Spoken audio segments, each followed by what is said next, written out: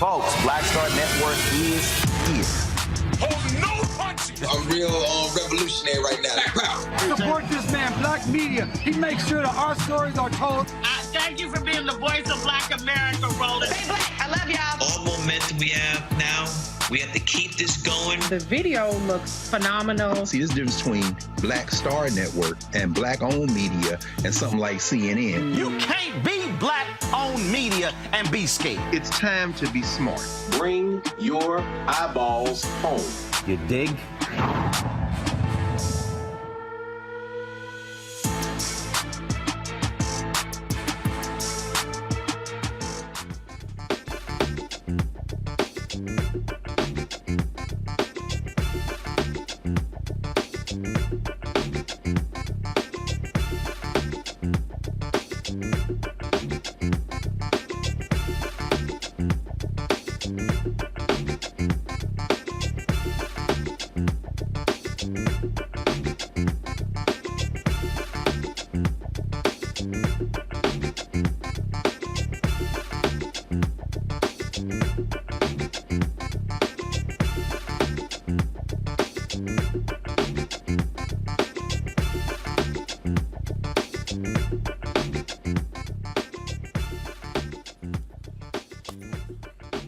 Today is Thursday, September 14, 2023. Coming up on Roland Martin Unfiltered, streaming live on the Black Star Network, live from the House of Hope in Chicago, where we are getting ready for the McDonald's Inspiration Gospel Tour, kicking off tomorrow night right here in Chicago. We have more details for you about that later in today's show. In Georgia, the family of a 62-year-old black man who was tased by cops finally get to see the video. They are shocked by this. We'll be joined by the family attorney as well as the family right here on Roland Martin Unfiltered to talk about this disturbing case. Also, Vice President Kamala Harris kicks off her 7-campus tour, the Fight for Our Freedoms tour. Her first stop is at Hampton University, and we'll show you what took place today in Hampton, where she got a raucous response from the students there. The child poverty rate has gone up. You can blame Republicans and Democratic Senator Joe Manchin for that after they'd gone down to a historic low. We have a conversation about that as well. Also, why did the black head football coach at Colorado State take a shot at Deion Sanders, talking about wearing a hat and shades when talking to grown people? Oh, wait until we show you what he said, and then wait until we show you how Deion responded. Oh, y'all know it's going to be a blowout when they play on Saturday. Folks, it is time to bring the funk on Roland Martin Unfiltered on the Black Star Network. Let's go. He's got it. Whatever the biz, he's on it. Whatever it is, he's got the scoop, the fact, the fine. And when it breaks, he's right on time and it's rolling. Best believe he's knowing. Putting it down from sports to news to politics. With entertainment just for kicks, he's rolling. It's on go, roll, roll, y'all. It's rolling Martin, yeah. Rolling with rolling now. He's funk, he's fresh, he's real, the best, you know he's rolling Martin now.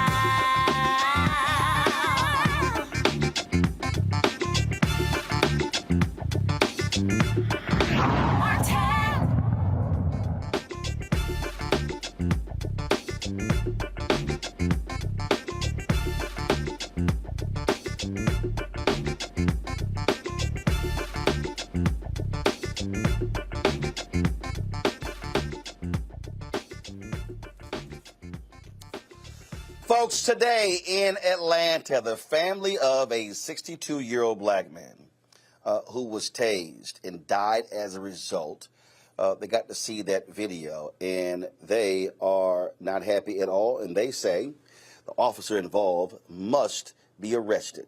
Johnny Hollman Sr., he was involved in a minor traffic accident, folks. Now, it's not clear why things escalated. Now, remember, we discussed this before. Johnny was the one who called the cops. When the family arrived at the scene, they saw their father lying motionless on the ground with paramedics performing CPR after he was tased by a police officer. The unnamed officer is on leave as the Georgia Bureau of Investigation looks into this case. Bodycam footage has not been released publicly, but the family, they have now been able to see the video. Family attorney Mawali Mel Davis and Johnny Hollman's daughter, Arnitra Hollman, join me right now from Atlanta. Glad to have both of you, unfortunately, under these circumstances. Sorry, Arnitra, for the loss of your father. Mawali, what does the body cam video show? How long is the video? And because y'all got an opportunity to actually see it today, correct?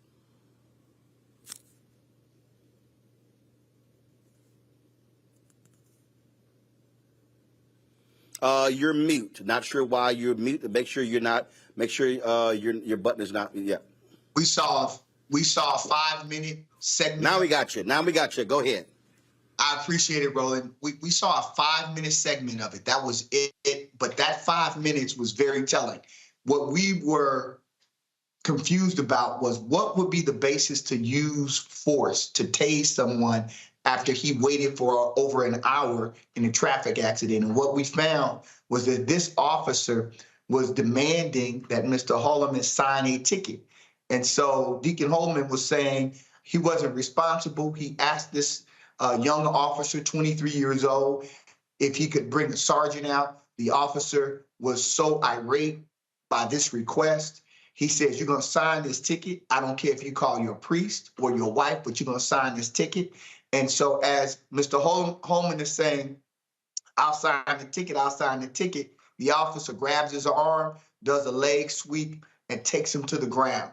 And then he begins to push his face into the asphalt, and then he begins to tase him. So what we are very clear about, that this violence, this police violence used against Deacon Hollman was absolutely without any basis, none whatsoever. He was not fighting him. He did not have a weapon. There was no reason for this to happen. And in that video, the deacon literally says, I can't breathe, nearly between 13 and 16 times. He was calling out for help. It was deeply disturbing, and it was hard for the family to view. Okay. First of all, I know in some states you are required to sign tickets. In some other states, you don't have to. What does Georgia law say? Are you required to sign a ticket? You are, but there are two prongs to the signing of the ticket. The first thing the officer has to do is to tell you that by signing the ticket, this is not an admission of guilt. And the second is that if you don't sign the ticket, they will have to take you in front of a judge and that you can be arrested. The officer failed on the second prong. He did not do that. And this is strictly followed. In fact, there are cases that have been decided here in Georgia that says if you don't do both prongs, then any evidence, the arrest is unlawful. And that was the status that Mr. Hollman was in. Additionally, he never refused. He hesitated and he asked for a sergeant. But when the officer became more aggressive, he said, "I'll sign the ticket." He repeated it 3 times, and the officer ignored his willingness to sign the ticket and decides that he's going to take him down and then begin to physically assault him and tase him. Arditra, obviously, it had to be difficult to see this video because when y'all arrived, your father was motionless. I mean, so these literally are the last images of him being alive. Yes, very emotional. Remember when he was calling me. So he dialed my number to let me know what was going on, but he never actually got a chance to physically, speak with me. He had me on speakerphone. He called out for me twice. He said, baby. And then after that, I could just hear the officer being very aggressive with my father. I could hear my father, asking him, like, why you doing an old man like me like this? And, I could just hear the officer still being aggressive, cursing at my father, using profanity.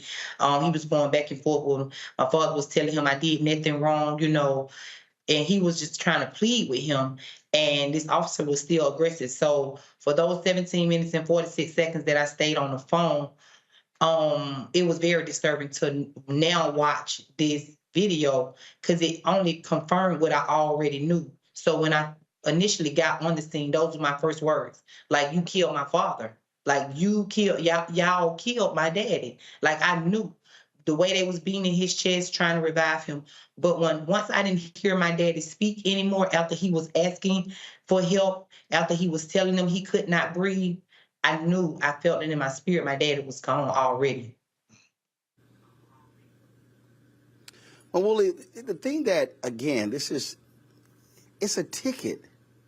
Right. So exactly. all the cop has to do is, as you said, read that stuff off. Here you go. And you say the video shows him saying, okay, I'll go ahead and sign the ticket. 3 times he says it. And Roland, here's what is so sinister about the way the city has moved on this. While we are in there watching the video, they release a statement that says they now have a new policy, which an officer will not arrest anyone for refusing to sign a ticket. Instead, they will just write refuse to sign ticket on the ticket and then allow them to go about their way. And they don't tell us that they're going to release this new policy. They just do it while we're inside, anticipating that when we come out, and the family literally, Arnitra fell to the floor when she saw that they killed her father over his hesitancy to sign a ticket. It just was, this is one of the worst that we have seen. And our firm has been handling cases in Georgia for 15 years. We haven't seen anything like this before because it's so illogical. He didn't have a weapon, nothing. It's just, he was asking questions, and the officer, and the way he talked to him, it was just so outside of what you would expect from a young Black man to speak to an elder. He told him, lower your voice. Why are you yelling? I mean, just talk. So you're saying the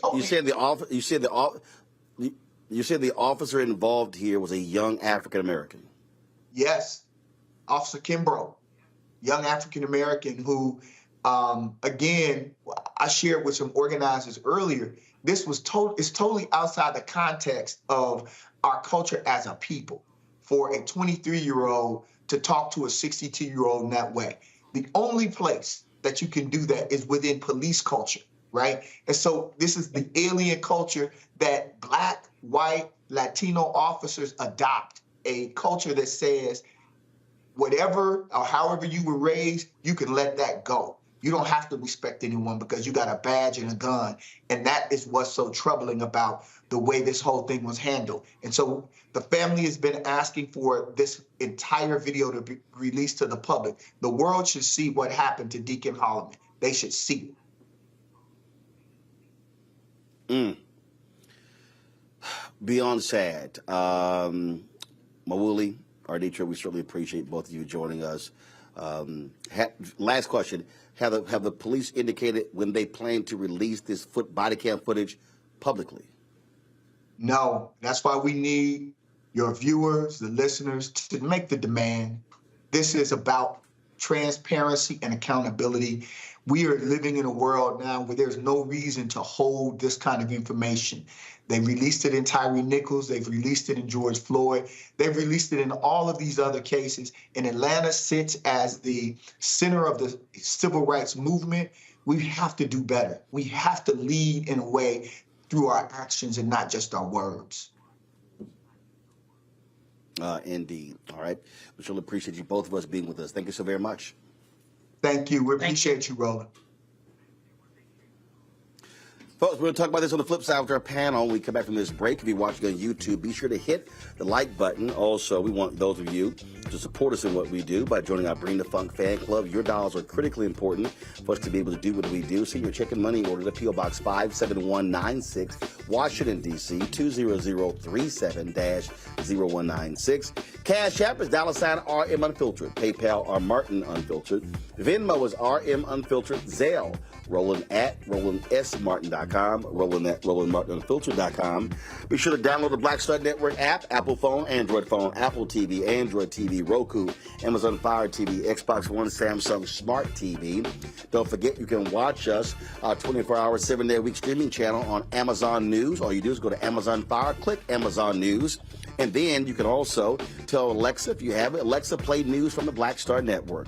And we're also available on Plex TV. And so you pull up Plex TV, go to, again, search for Black Star Network, or you go to Live TV, click News and Opinion. You'll find us there as well. Finally, don't forget to get a copy of my book, White Fear, How the Browning of America is Making White Folks Lose Their Minds, available at bookstores nationwide. Ordered on Amazon, Barnes & Noble. Get it at Target, Books A Million. Download the audio version on Audible.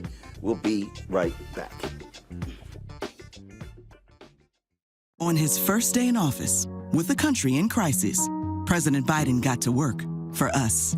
Cutting Black child poverty in half, more money for Black entrepreneurs, millions of new, good-paying jobs. He's lowered the cost of living and prescription drugs. But there's more to do. He gets it, because we all deserve dignity, safety, respect, and a chance to do more than just get by, but to get ahead. I'm Joe Biden, and I approve this message. Next on The Frequency with me, Dee Barnes. Producer, writer, and activist Drew Dixon joins us for an honest conversation about Black women and trauma, right here on The Frequency on the Black Star Network. Hatred on the streets, a horrific scene, a white nationalist rally that descended into deadly violence. White people are losing their damn minds. As an angry pro-Trump mob storms the U.S. Capitol, we're about to see the rise of what I call white minority resistance.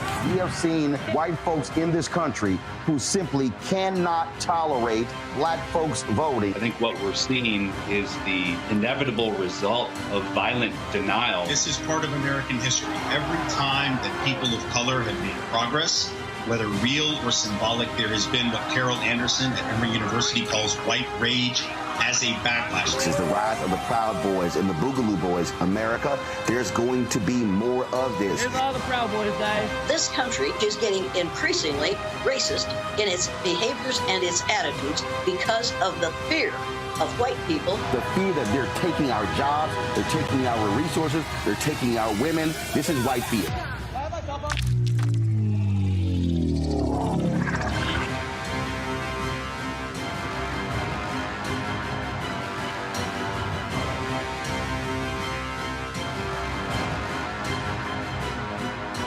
Hello, I'm Paula J. Parker.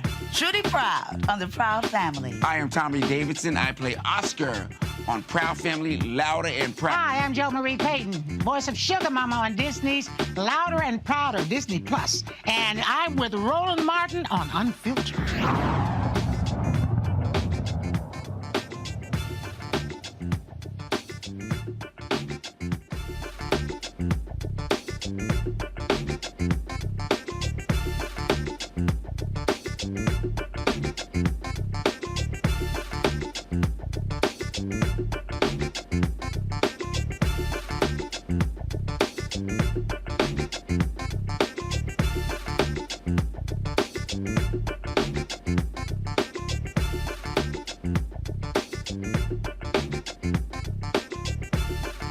Roland Martin Unfiltered here on the Black Star Network. My panel, Dr. Greg Carr, Department of Afro-American Studies at Howard University, joining us out of D.C. Reese Colbert, host of the Reese Colbert Show on Sirius XM Radio out of D.C. as well. Lauren Victoria Burke, Black Press USA out of Arlington, Virginia. Again and again and again and again and again and again, Reese, black man ends up dead due to a traffic stop, a basic traffic stop. It doesn't matter if the cop is black, doesn't matter if the cop is white, it doesn't matter. These things continue. And this is a case where Hollman gets in a car accident. He calls the cops. And now, based upon what we heard from the attorney and his daughter, the arrogant cop gets mad and you gonna sign this ticket? You talking to an old black man, bruh. I don't care if you're talking to a young black man. If somebody's ranting and screaming, this all the cop has to say. Are you done? Right. When you're done, simply sign this ticket and you can go on about your day and you get in the car. But no, what these cops do is they do not de-escalate. They choose to escalate because what they know is they have a gun and a badge and a taser and they can act with impunity. Mm-hmm. Absolutely. I mean, it's a lynching. That's what it is. You know, when you sit up there and you get involved in a minor traffic accident, it wasn't like this man was in a high-speed chase going through multiple cities and had 100 cops on his tail. Like, it was a minor traffic accident, and it escalated to the point of being murdered by this police officer. And, you know, just the fact that it's a black person just makes it that much more heinous. I know some people seem to think that we only care when a white person kills a black person or a white cop kills a black person. But if you're a black cop out there killing people, your ass need to go to jail too. Ain't nobody having no sympathy for you or no kind of, you know, leeway for you. But it's really just disgusting. And I know that the city of Atlanta changed their practices so that the officer just has to refuse to sign afterwards. But why do you have to anticipate every single possible way that these cops can turn a simple interaction into a murderous situation by policy? Because these people are out here acting with impunity and they're bored and they feel like, I don't have shit to do, better to do right now. I'm not solving crime. I'm not solving carjackings. I'm not solving anything that's actually going wrong in society. I'm just gonna mess with this, you know, this deacon of a church. And so I'm appalled by what happened. I was trying to see what kind of disciplinary action was taken against him. But I do agree with your guest who said that Atlanta really is at the forefront of the civil rights movement when you're talking about criminal justice because of what's happening with people being, you know, dying in prisons, getting killed in prisons, and with the police down there. Something absolutely needs to be done about the Atlanta PD. You know, Lauren, I guess what angers me, what drives me crazy is that we've done so many of these stories. I mean, so many of these stories. And it's sort of, it's when I think about this, I think about when I see a story of a young brother, dudes bump into each other and words escalate, somebody gets shot and killed. And you sit here and you go, innocent life taken, and it makes no sense. In fact, you know, I'm here in Chicago, and I remember there was a major basketball player here in Chicago. His name is Ben Wilson. And the thing that's crazy, I saw a 30 for 30 documentary, and different stories that are told. This kid literally was LeBron James before LeBron James. We should be talking about him as a Hall of Famer right now. Altercation takes place. Some say words were exchanged. Others say it was demand for his wallet. Bottom line, brother shot and killed. When I see these stories, so-and-so stepped on my shoe. ends up somebody being viciously beaten, somebody being murdered. You go, really for stepping on your shoe? Yet we see these stories. And I remember when the 20th anniversary of the Million Man March, and they were lining up, the Fruit of Islam was lining up for Minister Farrakhan to come in. And I had a member of the Fruit of Islam who got my face, told us we need to cross this wall, and got like literally up my face and said, if you don't do what I say, I'm going to break you in half. Mm-hmm. This is literally how I responded. Now, I could have started yelling, cussing. I could have. But what the brother didn't realize is, dude, I'm actually helping you out right now. Because if I call Mustafa Farrakhan, or call Minister Farrakhan, you're going to have a problem. Now, how I handle it was how I was supposed to handle it. I'm not about to sit here and get into no argument and no yelling. Because first of all, dude, you're wrong. And the minister will tell you in a heartbeat you're wrong. But again, I de-escalated. I could have responded with all of that energy. Right. I ain't wasting my time. And this is what I'm trying to also, when I tell young brothers, don't respond to nonsense with heightened energy, because then all you're going to do is tick somebody else, and now this thing goes. That's the problem I have with so many of these cops. They refuse to de-escalate. They refuse to bring it down. They refuse to sit here and say, and go quiet and say, sure, let me know when you're done. What do you mean when I'm done? Let me know when you're done being emotional. Then I'm going to calmly explain to you what you have to do for this ticket. Then you can go on about your day. That's all the cop has to do. But they know they don't have to do that because the law protects them. Well, yes, Roland, you're right. In this situation, though, I think one of the key facts here is a 23-year-old cop. And I'm telling you right now, as somebody who's been stopped, I do a lot of driving. I really enjoy driving. And even though I grew up in New York, the other half of my family's in Virginia, so I've had to spend a lot of my life going up and down 95. I've been stopped in Nebraska. I've been stopped in Virginia several times. I've been stopped in Washington, D.C. The last time I got stopped, actually, was in Arlington, Virginia. Young cop. There's nothing that makes me more nervous when I get stopped than to look into my rearview mirror and see a young cop. The last time I was stopped, same exact situation. I had to sign the ticket. I did a slow roll through a stop sign I was actually on my way to William T. Newman's retirement ceremony, the husband of Sheila Johnson, and in Arlington. And cop was perfectly polite. Everything was great. I did have to sign the ticket. He did say signing the thing was not an admission of guilt. But to your point, I do think that there's a problem in this country with regard to the qualifications for police officers. This is somebody who can take away your liberty, take away your life, take away your freedom in an instant. And during the break, I texted my boyfriend, who's a federal police officer. This is for federal police. You can be 21 years old and be a federal police officer. Starting salary is $77,000. That scares me. I thought it was a little higher than that. I have seen jurisdictions where the requirement for police was 2 years of college required or 2 years of military required.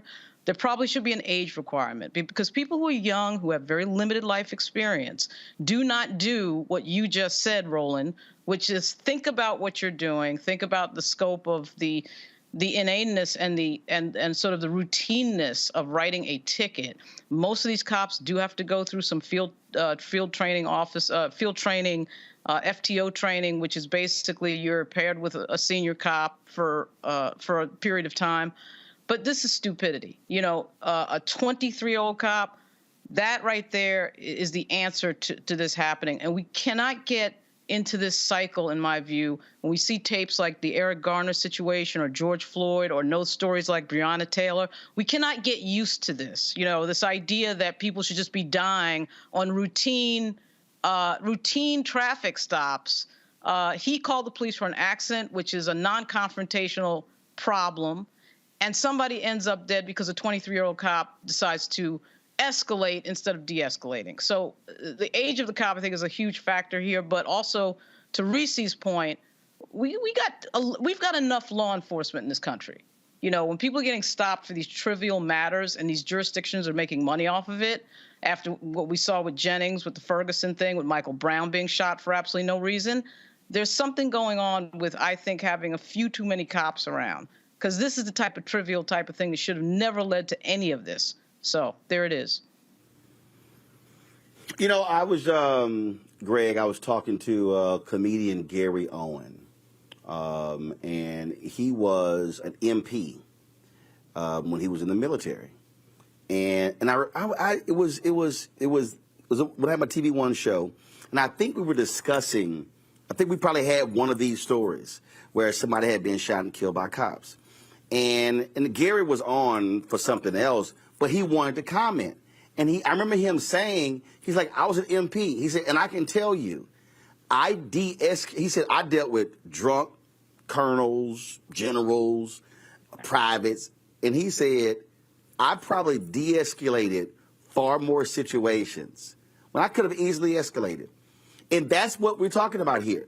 If we roll through all of these previous examples of story after story, somebody being pulled over for a light, a license plate, a tag hanging from, in nearly all of those cases, it's a cop just, you know, all the bravado, as opposed to bringing it down and calming people. I remember the Sandra Bland case. That cop knew at the moment, he knew how to agitate her. And remember when she was just, he goes, are you finished? And then ordered her to put out her cigarette. And he knew she was agitated. And he knew she was going to say no. And it was no basis for him to say, put the cigarette out. But he knew at the moment he gave a lawful command for her to get out of the car, she had to comply, even if she knew it was wrong. And that's why she got arrested. And that's what too many of these cops do. This is the kind of crap they pull. And you should have police chiefs who say, that's not the kind of person I want on my police force. You're gone. Absolutely, Roland. Well, and therein lies part of the problem. And of course, his authorization there in Texas was his shriveled manhood. These are human beings who are unfit for any office or any job that would have them with some form of unequal power relationship with other human beings. But that's why they apply for the job, these types, after all. You know, tomorrow will mark the 60th anniversary of the murder of Addie Mae Collins and Cynthia Wesley and Denise McNair and Carol Robeson in 16th Street Baptist Church. And today in class, I showed the students the story of the two young boys that were killed that day in Birmingham. Virgil Ware, who was shot by some punk white supremacists who were actually out celebrating the deaths at 16th Street Baptist Church. They were out celebrating, and they shot this little boy while he and his brother were delivering the Sunday newspaper, and he died in his brother's arms. But the one I want to focus on momentarily is 16-year-old Johnny Robinson, who was shot in the back by a punk-ass cop in Birmingham. Nobody ever went to jail for the murders of Ware and Robinson. But I bring that up because that was 1963 in Birmingham with a full-blooded racist police force. Atlanta, like Memphis, in contrast, is now run by black people. And Atlanta is probably the biggest and best case study in the United States of America on the triumphs and the limits of the civil rights movement. Just because you are black doesn't mean that you will do justice. And as Mildly Davis, one of our best attorneys, a brother who I've known for a very long time, who's always out there freedom fighting, said today, this is a culture of impunity. Once you don that blue uniform, you're no longer black. You're part of the blue gang, the blue clan. In the case of Karan Kimbrough, the 23-year-old cop, a graduate of Alabama Agricultural and Mechanical University, by the way, so he has a college degree. In the case of Karan Kimbrough, his huskiness was born with the cop courage of his badge and his uniform. He not only needs to be punished, the Atlanta Police Department, again, black people, issuing a press release saying that this brother resisted arrest, and then very quickly, with the shriveled courage of their funky mechanism, their funky administrative mechanism, certainly in collusion with whatever lawmakers and policymakers are in the city of Atlanta at this time, decided to change the policy. And of course, I'm sure that Malley's going to have a field day with that as almost like an admission of guilt. Now you can just sign for the ticket. Well, let's tell you something, you retrobates. Let's tell you something, you people who think that you can hide behind your skin color in a city that shows you the limits of civil rights movements. Once you have donned the office of police, you have become an open enemy of our people. Again, I echo the words of Jay Dilla in F the Police. We could lose a few of them. We have enough of them. We have to understand that this is not going to end until we end it. And it's not going to be about electing black people to office. It's going to be about putting black policymakers in place who look beyond skin color to see the truth and justice. The police cannot be reformed. They must be dismantled and remade. Folks, hold tight 1 second. Got to come back.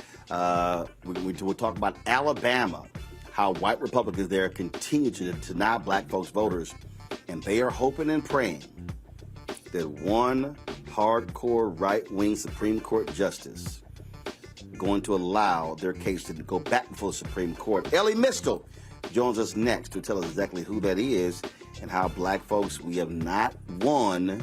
We've won a bunch of battles, but have not won the war when it comes to redistricting and the cheating out of power of black power. We'll discuss that next right here on Roland Martin Unfiltered on the Black Star Network.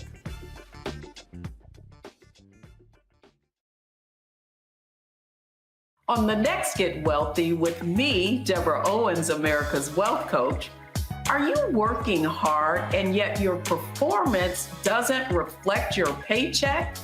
On the next Get Wealthy, you're going to learn some savvy career moves so that all your efforts actually show up in your bank account. Joining us is the founder of a career network, and she's going to share the 3 R's of accelerating your financial growth. Here's a tip as well. If you are an individual contributor and you desire to be a leader, do the work where you are now. Because if you do the work where you are now, when you do reach the level, you'll be prepared to stay there. Right here on Get Wealthy, only on Black Star Network. President Biden has delivered for Black America. More funding for Black entrepreneurs. Millions of new good-paying jobs. He's lowering the cost of medications and the cost of living. Joe Biden is delivering for us, and that's the facts. All change is not growth. Right. But thoughtful change is real good fertilizer. And that's what has been so beneficial to us. But you also were not afraid of the pivot. Well, and I'm a Black woman in business. Come on, I don't care how I dress up. I don't care who I'm speaking with. I don't care what part of the world I am in. I still am a Black woman in business. Being afraid of the pivot, being fearful of change is not what got me here. Respectful of change. Respectful of pivot, yeah. Fearful? No, no.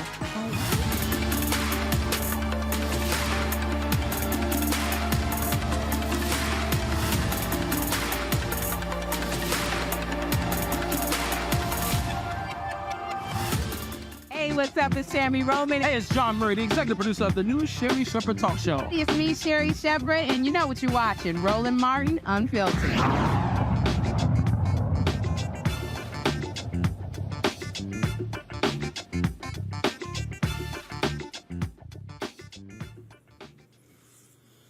Folks, welcome back to Roland Martin Unfiltered right here on the Black Star Network. Ooh, white Republicans in red states right now are scared to death that the Supreme Court may not let them keep screwing over black voters. Alabama has been now denied several times by a 3-judge panel there in the Northern District. And now they are trying to appeal to the Supreme Court.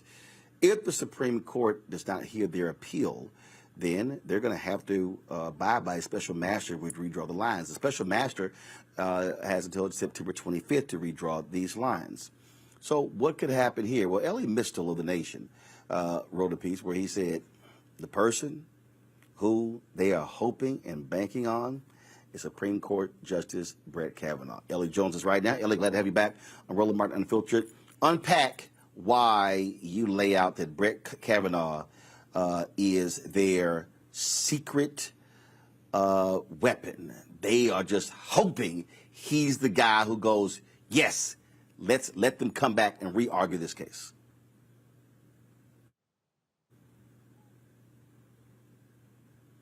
Elie, I think, Elie, you're on mute.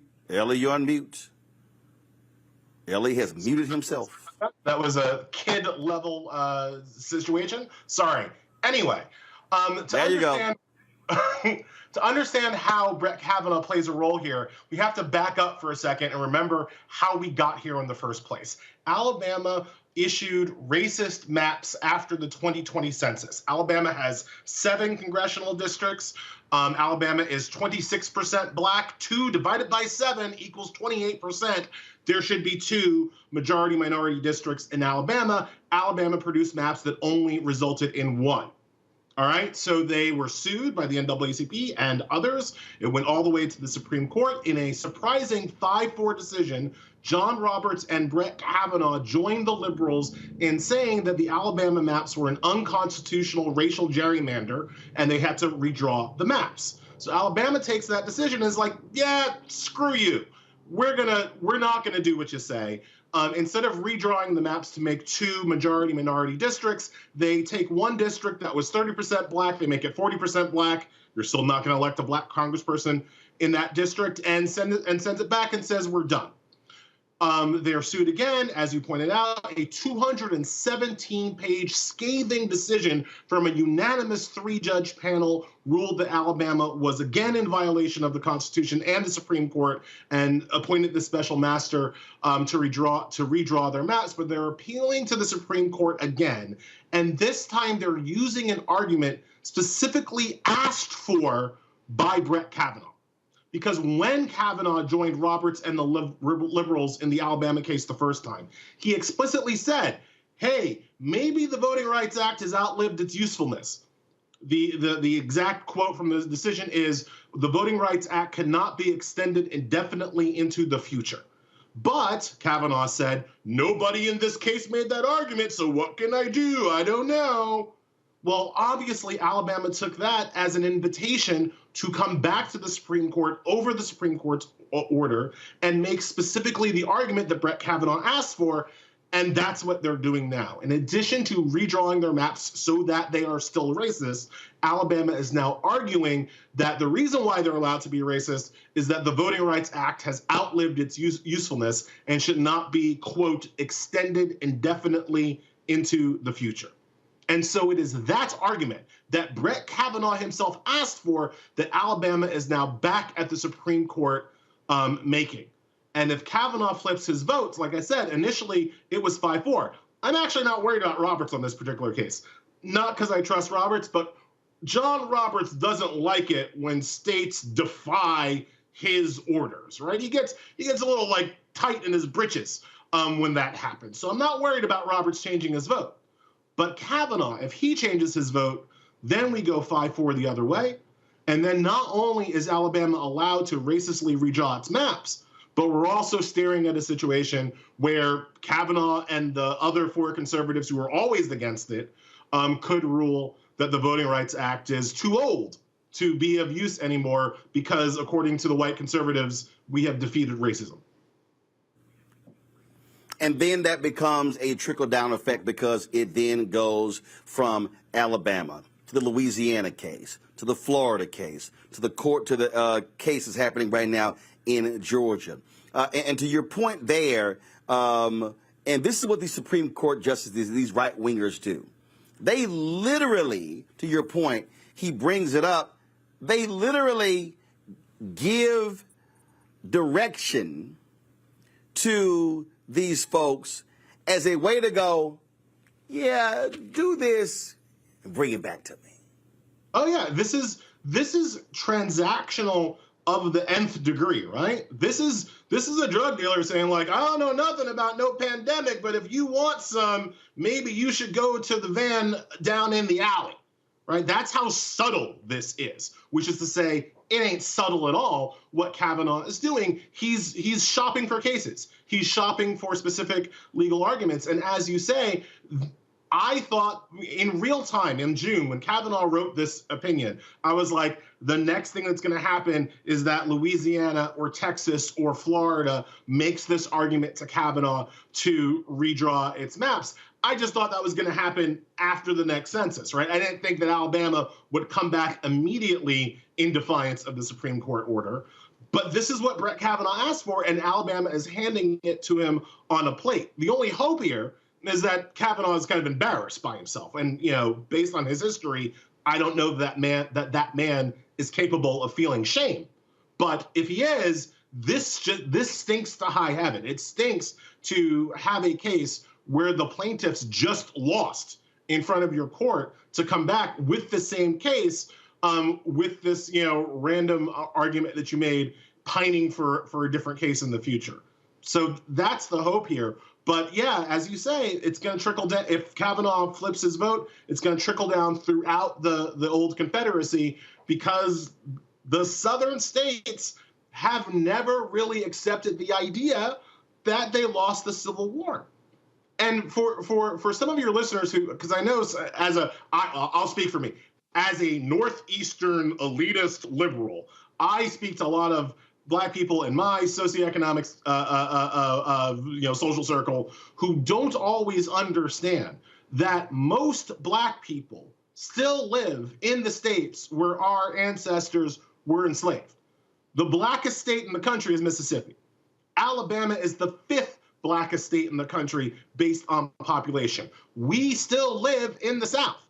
And the South, the reason why the South remains ruby red, as opposed to having the influence of those, you know, large percentages of Black and brown voters, is because of this kind of racial gerrymandering, right? There are 2 reasons. One, white people in the South stick together. I mean, like they're hanging on for dear life.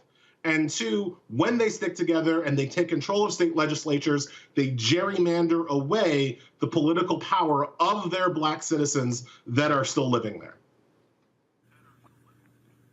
And the thing that really just, I think, jumps out at me when you see what's at play here, and that is Leonard Leo and the Republicans. And I keep trying to explain to people, these people are playing for keeps.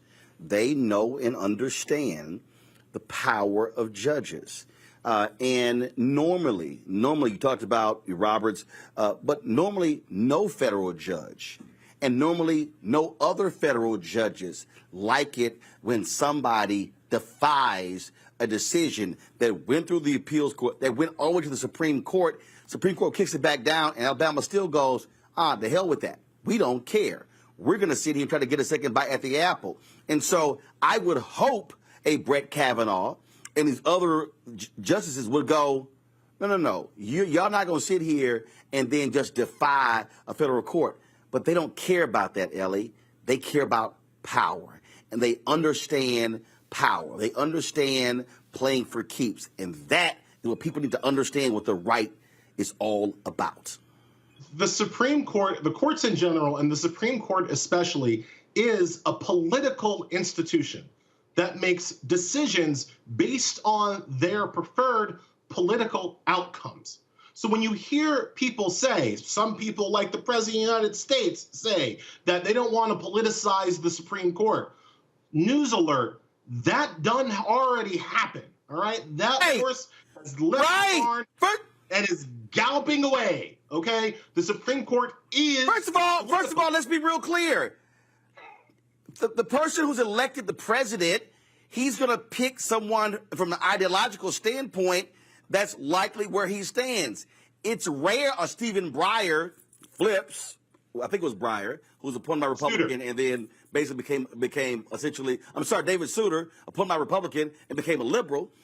So that's rare, it happens. And then the Senate is going to confirm somebody who likely that is along ideological lines. So yeah, I hate that crap when they go, no, we're the Supreme Court. We judge things evenly. Stop it. You're not. Right now, we have a hard right Supreme Court.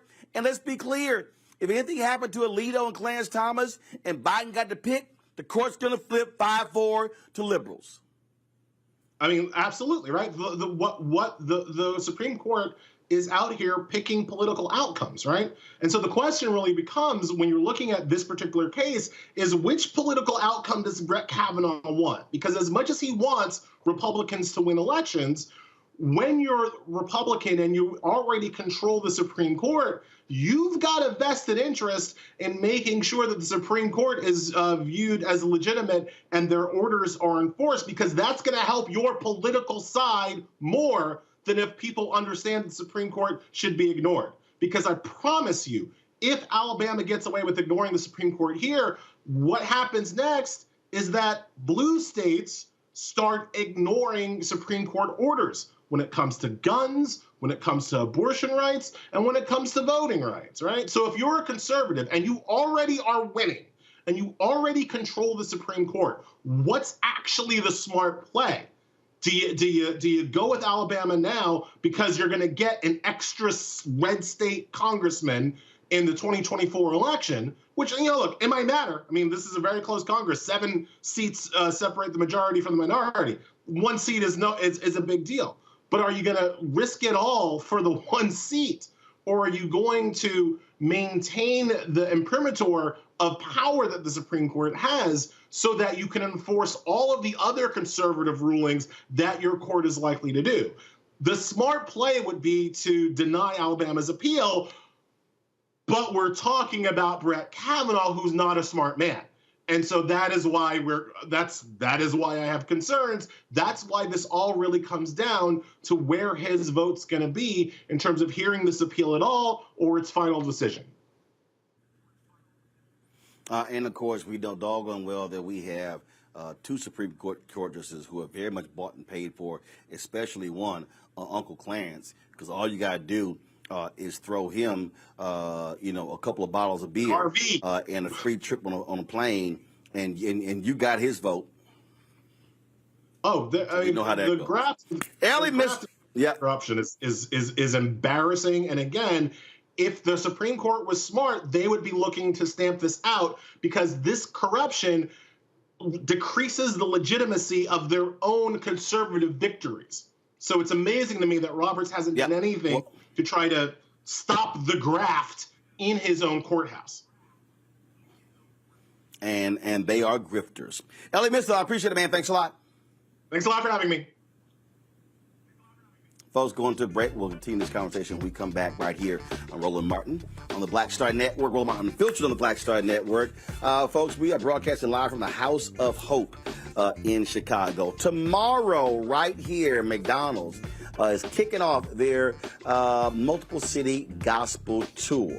It's happening here in Chicago, the House of Hope. You see it right there, of course. You can get free tickets, folks.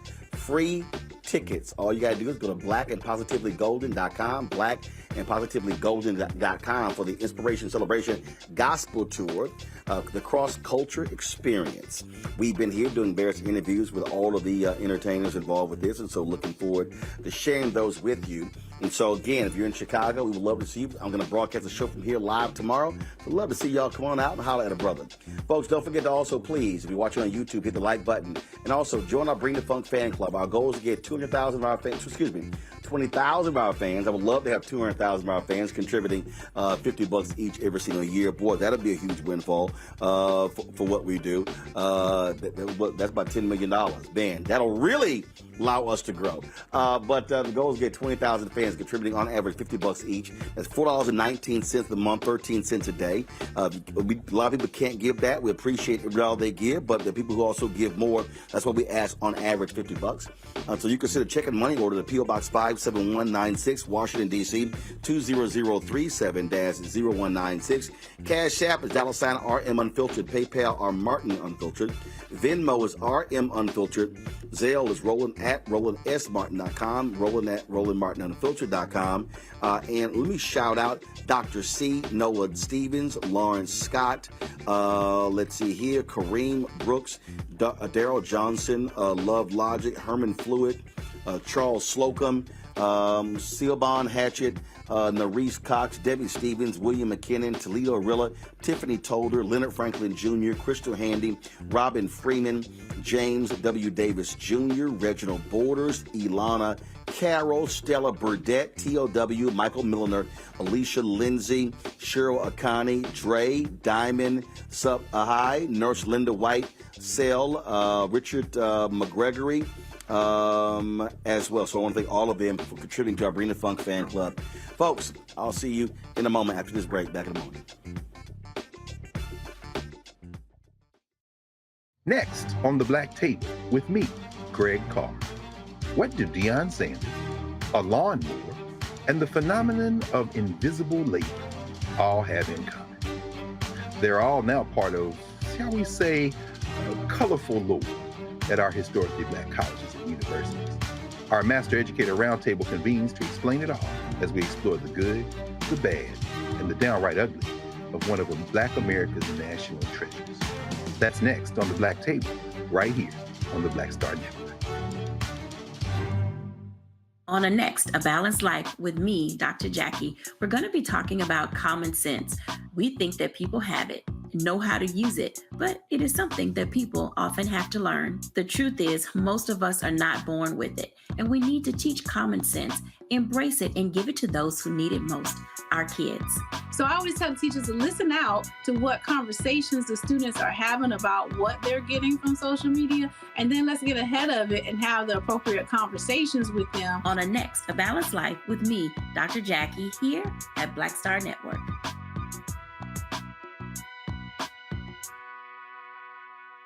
When you talk about blackness and what happens in black culture, we're about covering these things that matter to us, speaking to our issues and concerns. This is a genuine people-powered movement. There's a lot of stuff that we're not getting. You get it, and you spread the word. We wish to plead our own cause to long have others spoken for us. We cannot tell our own story if we can't pay for it. This is about covering us. Invest in black-owned media. Your dollars matter. We don't have to keep asking them to cover our stuff. So please support us in what we do, folks. We want to hit 2,000 people, $50 this month, raise $100,000. We're behind 100,000, so we want to hit that. Y'all money makes this possible. Checks and money orders go to P.O. Box 57196, Washington, D.C. 20037-0196. The Cash App is $RM Unfiltered. PayPal is R Martin Unfiltered. Venmo is RM Unfiltered. Zelle is Roland at RolandSMartin.com. Bruce Smith, creator and executive producer of The Proud Family, Louder and Prouder. And you're watching Roland Martin Unfiltered.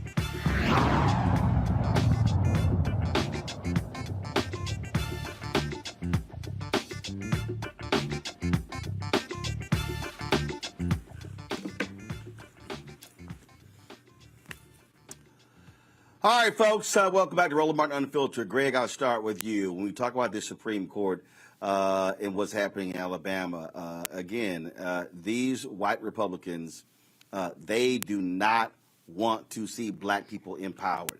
The Republican Party ain't looking out for black people. I don't know if you even think about voting for these evil folks and what they have planned for us. You got to be outside of your mind, and they absolutely do not want to see the Supreme Court say, nope, we've already decided, because they know what then is going to happen with the case in Louisiana, then Florida and Georgia, where we could literally see a pickup of 5 or 7 black seats. Absolutely right. I mean, and I don't blame them for what they're doing, because they're white supremacists. They realize that demographics are against them. And they realize that this demographic ticking time bomb is about to explode. There was an article in yesterday's Financial Times detailing how the Electoral College is slowly eroding in terms of the baked-in advantage to white supremacists that the Electoral College poses. In the election of 2024, they get a little closer to the tipping point. So shaving off a few seats in Louisiana or in Alabama could make all the difference in terms of their short-term and long-term plans. But I agree with Elie on this. They're playing a very dangerous game now. You see, what Brett Kavanaugh absolutely, as Elie said, signaled to these white supremacists in Atlanta that he was open to an argument that really isn't an argument. The only thing where I would make diverge from Elie, and if he were here, I think he would probably agree on this. I think he probably would agree he may have chosen the wrong word, is that Kavanaugh made an argument. He did not make an argument. What he said was that basically this race-based solution process that the Voting Rights Act represents has to end sometimes. Now, we all remember the vague allusion to Sandra Day O'Connor in the Grutter case in affirmative action, which was used or gestured toward by saying, well, you know, maybe in the next 25 years, affirmative action can end. But that wasn't used as the rationale for overturning affirmative action. In this case, Brett Kavanaugh, if he were to say, I'm going to side with the white supremacists in Alabama because because the Voting Rights Act has outlived its usefulness, that would destroy even the pretense of any form of process and statutory interpretation. And what he would do is undermine, finally, the legitimacy of the court in a way where it could never be put back. Now, those who study the law understand that this has always been an issue. It was an issue with Roger Taney and Dred Scott. It was an issue in Giles versus Alabama and Oliver Wendell Holmes in the early 20th century. It has been an issue all along. But if Brett Kavanaugh does that, you can toss aside law degrees at that point. What you dropped is all pretense that they're using any process of statutory interpretation, and they're just doing whatever the hell they want. And Elie is absolutely right. Once they break it, then now we're talking about something we've never seen in this country, which is basically ignoring the Supreme Court. And if you want to see somebody ignore the Supreme Court and gesture toward that, look at the Indian Removal Act and Andrew Jackson when he said, I understand you can make a decision, Supreme Court, but do you have an army to back it up? This will be uncharted territory. And I, for one, to say go for it. We'll see what happens after that. You know, Lauren, I just keep trying to explain to people, understand it. The Republicans, they know the game that they're playing. They know exactly what they're doing. And they're funding this. They see, I laid this thing out in my book, White Fear, how the brownie of America is making white folks lose their minds. Their whole deal is, if we can lock down the Supreme Court for the next 30 to 50 years, we can sit here and run the table. I mean, bottom line is this here. If Biden and Harris are not reelected, I'm going to tell you right now, Alito and Thomas are both going to retire. Yeah. And they're going to appoint a 42 or 45-year-old federal judge to the Supreme Court, and they're going to sit here and say, booyah. And they're going to say, we got Roberts, Gorsuch, Barrett, whoever that person is. We got those. They know what they're doing. And then they're going to sit here and say, let's hope one of these liberals retire. That's their game plan. And so folks need to understand it. And so when I tell black folks, play around if you want to. Sit this election out if you want to. But I'm telling you, when they start having more decisions that go against black folks, I'm going to sit here and say, hashtag, we tried to tell you. Yeah, when we have these discussions, the only two people I can think about is Hillary Clinton and Robbie Mook. That's it. And the fact that Debbie Dingell and G.K. Butterfield tried to tell their campaign to campaign more in Michigan and North Carolina. And losing that election in 2016, this was the result, these moments, this and the Dobbs decision. I really don't think that any sort of statutory interpretation matters to these people. The only thing that matters is control and having power and being able to control the laws as they want to see it on the conservative side, knowing that they're losing on the demographics and being in control. That's it. And frankly, until the Democratic Party sort of gets to the level where they understand the urgency of the moment and don't think that they can just run an election and act like they know what's going on in places like Michigan and North Carolina as they're running and not listen to the people on the ground, you're going to get this result. And this is the result we've gotten. It doesn't surprise me that, we're in this situation. It wouldn't surprise me that the prophecy that Elie laid out happens, because that sounds exactly like they would do. It sounds exactly like something they would do. And we've already saw that with these decisions that they just handed down. And of course, the one with regard to Dobbs. So why wouldn't they do this? They go all the way and they have no shame in their game. And it shouldn't surprise anybody at this point. Reese? The bottom line is Republicans have said that they're going to do whatever the hell they want to do regardless. They've never played by the rules. They've only used the rules as a cudgel against Democrats who are so tethered to process and to precedent and a number of things. The Republican Party is now saying that the Supreme Court is not legitimate. When you just completely disregard what the Supreme Court is saying and you try to play with fire and you give who gonna check me boo energy, that's already saying that the Supreme Court is not legitimate. I think what they're really at danger is, I think what the Supreme Court ruling in this Alabama case initially was trying to buy a little bit of time, trying to put a little bit of control, thinking that they can have a little bit of control on just the Republican Party now's desire to just go through straight fascism, completely authoritarian government, white nationalist government. And I think if they overturn this or if they allow the Republicans to do that, they're going to let a genie out of a bottle that they cannot put back in.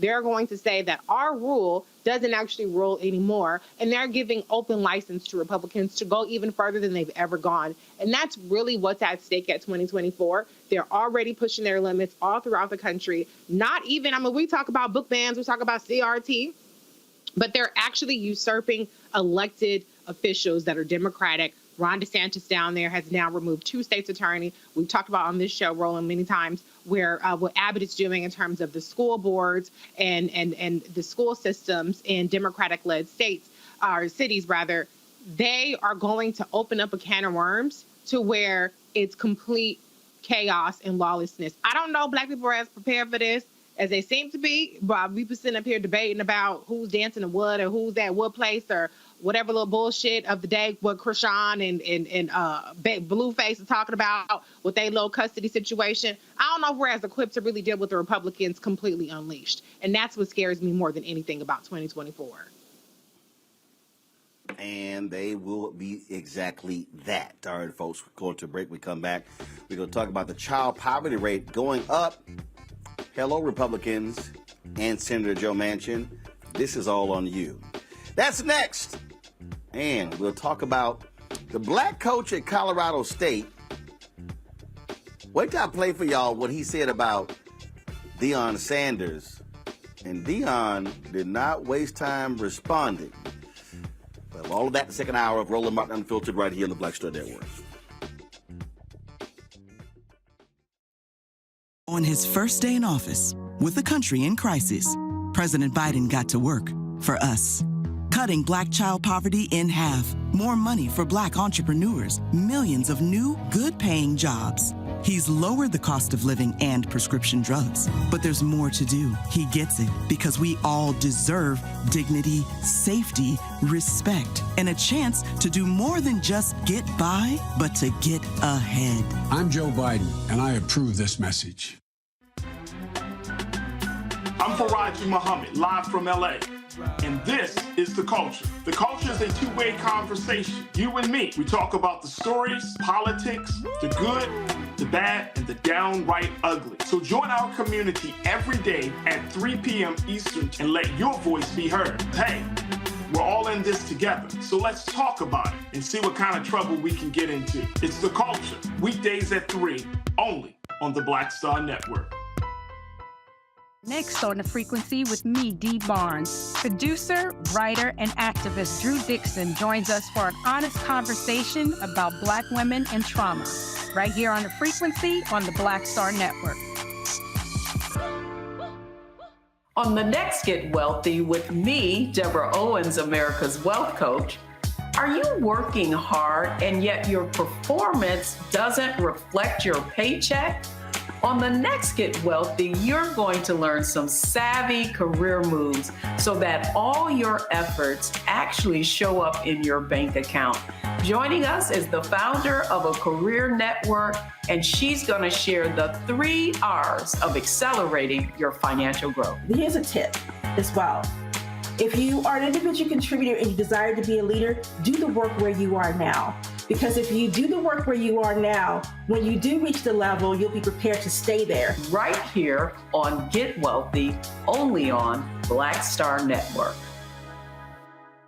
Farquhar, executive producer of Proud Family. You're watching Roland Martin Unfiltered.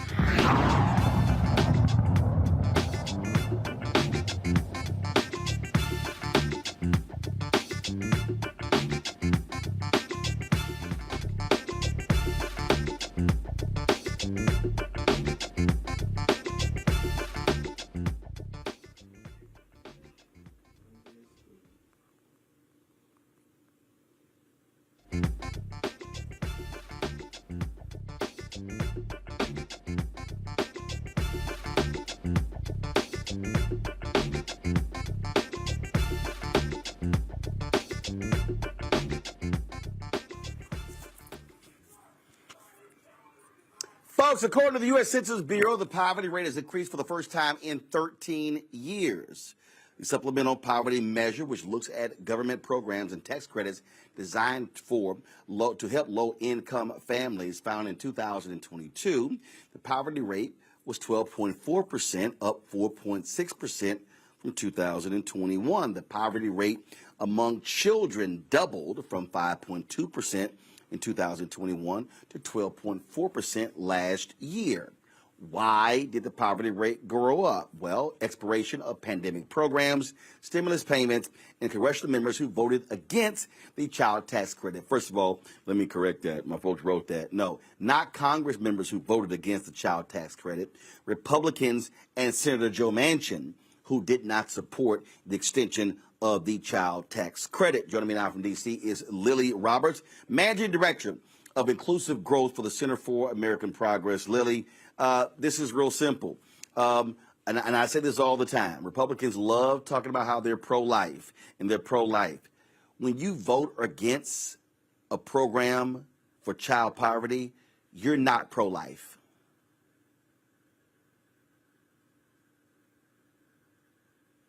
Lily, I think you're on mute. Lily, I think you're on mute. How about this? This is supposed to be a thing today. Every guest we've had today has been muted first. All right, Lily, there we go, Lily. We got you. Oh, we got you. Go ahead. Sorry about that.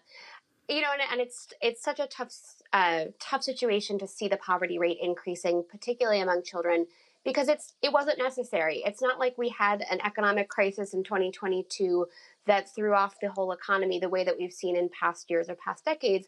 The increase to child poverty this time is a policy choice that we made. Republicans, and as you mentioned, one senator who's a Democrat, stood in the way of incredible progress that we had made in 2021 in getting closer to eliminating child poverty. It's a policy choice that's being made by the Republican Party. They're not pro-family. If they were pro-family, they would be supporting poor children. And so, remind people again why they were so adamant against the child tax credit. Well, there are a couple cynical reasons. Kids don't vote, so, you know, if you're not catering to kids.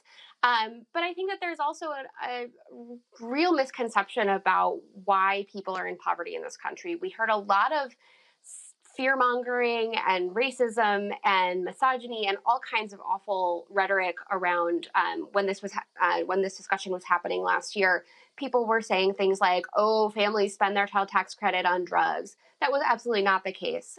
There was so much research showing that families spend their child tax credit to support their children. There were stories all day this week about, as we've seen the child poverty rate now go up, there have been discussions of what people spent their child tax credit on, and it was food and it was necessities.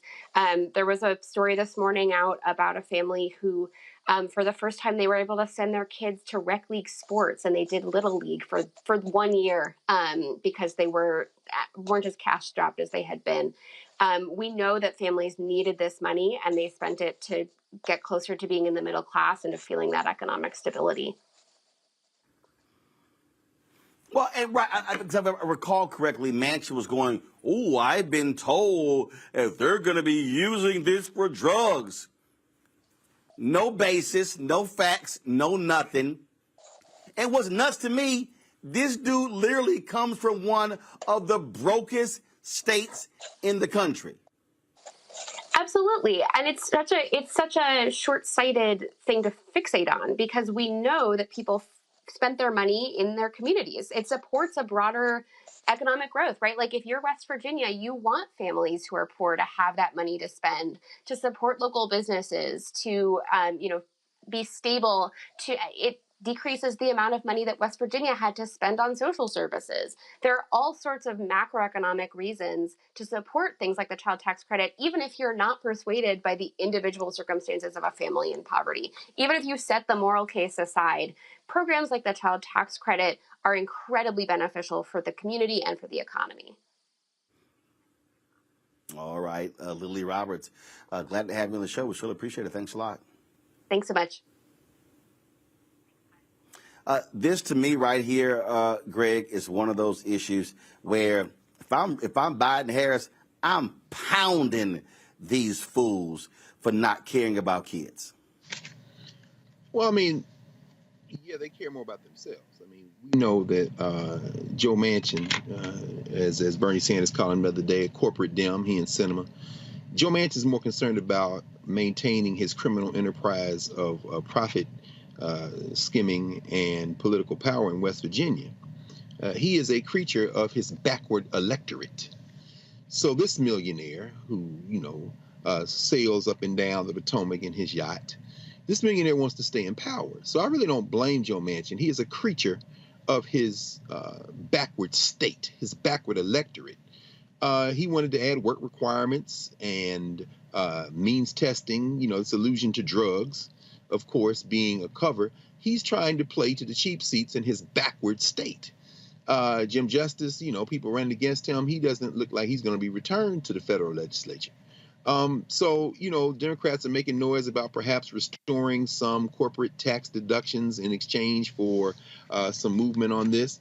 But ultimately, what we are facing is a situation where when you see vermin-minded politicians like Joe Manchin, what you're seeing is the result of people not fully participating in the political process.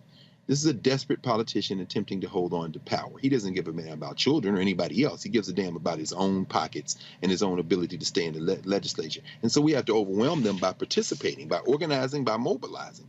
Absent that, we're going to see a lot more of this.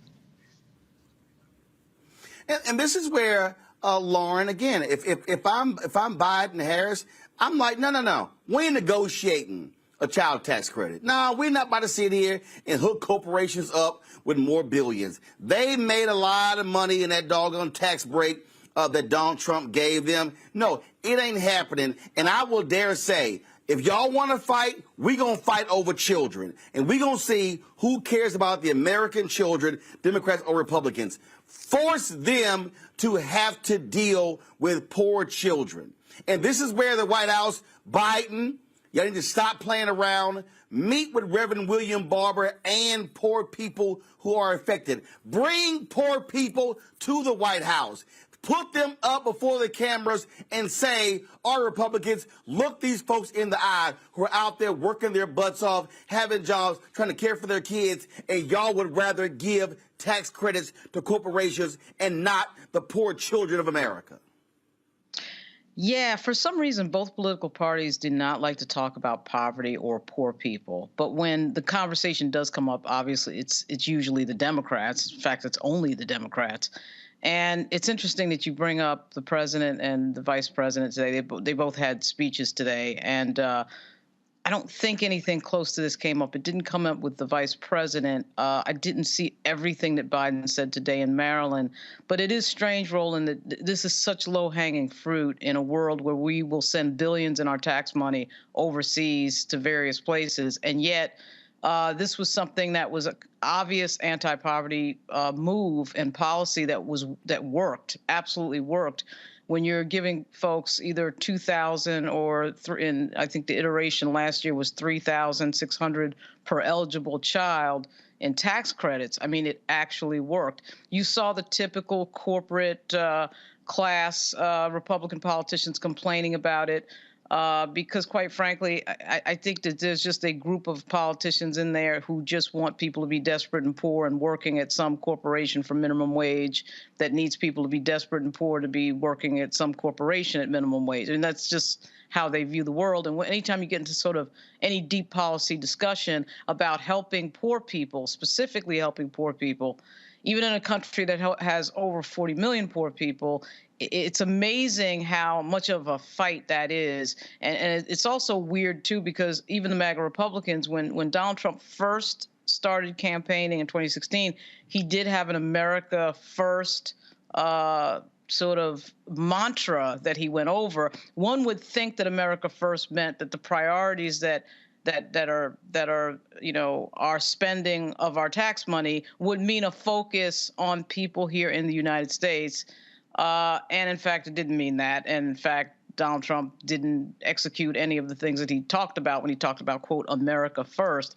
But it is really sad to see that, because this policy clearly worked. This idea of means testing that Manchin was talking about, is ridiculous. And every time there's some sort of program that would disproportionately help poor people, the first thing that these Republicans bring up is either the money being stolen or some embezzlement or some sort of need to prove that the money is being spent properly. We don't do that with our Defense Department. We don't do that when it's billions and billions in farm subsidies. But when it comes to poor people, all of a sudden we want means testing. Everything has to be studied. So it's an amazing thing to watch, and it's really sad that the policy was allowed to expire. Again, Reese, I think this is one where Democrats say, okay, y'all want to screw with poor kids? We're going to nail you on it left and right. And Lauren's right. Unfortunately, they don't want to talk about the poor. Every time you hear these campaigns, the middle class, the middle class, the middle class. The reality is this country survives because of the working poor. We know that. We saw it during COVID. Frontline workers, it was the folks working in grocery stores, people driving buses and subways, public transportation, the folk who we always ignore. And I'm sitting here and I'm like, I'm sorry, to me, this is a winner. And this is not, oh my goodness, you're champions of the poor. And then if I'm Biden and Harris, flip it on them. If I'm Biden and Harris, I'm saying, I'm sorry, I thought y'all loved Jesus. I thought y'all loved God. Evangelicals. Why are y'all so quiet on the child tax credit? Use it against them and force them to be on the defense. Yeah, on the one hand, the child tax credit expiring is a large part of a messaging failure, but also 60 million children received this child tax credit benefit. 2.3 million of those children were in poverty. So that's a lot of kids who were not in poverty, with which families were getting thousands of dollars of extra money in tax credits that didn't say shit when it expired. That is what's tripping me out. How do people with 61 million kids and the parents are getting money for those kids on a monthly basis or even at the end of the year, and don't nobody say a damn thing about Republicans? I remember when Vice President Kamala Harris was on with Charlemagne, and people could say whatever they want about her going on Charlemagne's show, and she was talking about this very issue about how the child tax credit lifted 50% of Black children out of poverty. And what went viral? Oh, why was she clapping back at Charlemagne? What were people saying in the comments? Well, I ain't got no kids. How is that benefiting me? Whenever I talk about the child tax credit. So I think, the reason why it's not as winning of a message is because people don't really give a damn about kids. If people don't have kids, they don't care. People who did have kids, apparently they didn't care that they lost the money from the child tax credit. And so until people who are actually voters hold Republicans accountable, and the fact that Republicans gained the House in 2022, despite the fact that they were hostile to millions of parents, is a testament to how people just are unserious about policy, about how people like to complain about both parties, but they don't hold the party that's actually increasing poverty and hurting American families accountable. And that's why I'm saying that you have to walk people through specifically how it's being done. And what I'm saying is, and I'm talking about, you use their own messaging against them. You use the evangelicals. You call them out. And you say, Franklin Graham, why are you not criticizing the right? See, look, if you're going to engage in war, you got to fight. And I'm not interested in being nice with these people. I'm saying you must go after them and go for the jugular. That's what you got to do. Got to go to break. We come back. Vice President Kamala Harris starts her 7-city HBCU tour. She started at Hampton University. We'll show you what took place today and talk about that as well. You're watching Roland Martin Unfiltered on the Black Star Network. On a next, A Balanced Life with me, Dr. Jackie, we're going to be talking about common sense. We think that people have it, know how to use it, but it is something that people often have to learn. The truth is, most of us are not born with it, and we need to teach common sense, embrace it, and give it to those who need it most, our kids. So I always tell teachers to listen out to what conversations the students are having about what they're getting from social media, and then let's get ahead of it and have the appropriate conversations with them. On a next, A Balanced Life with me, Dr. Jackie, here at Black Star Network.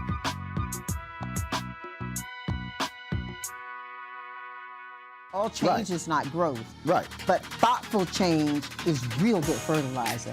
And that's what has been so beneficial to us. But you also were not afraid of the pivot. Well, and I'm a black woman in business. Come on, I don't care how I dress up. I don't care who I'm speaking with. I don't care what part of the world I am in. I still am a black woman in business. Being afraid of the pivot, being fearful of change is not what got me here. Respectful of change, respectful of pivot, yeah. Fearful, no, no.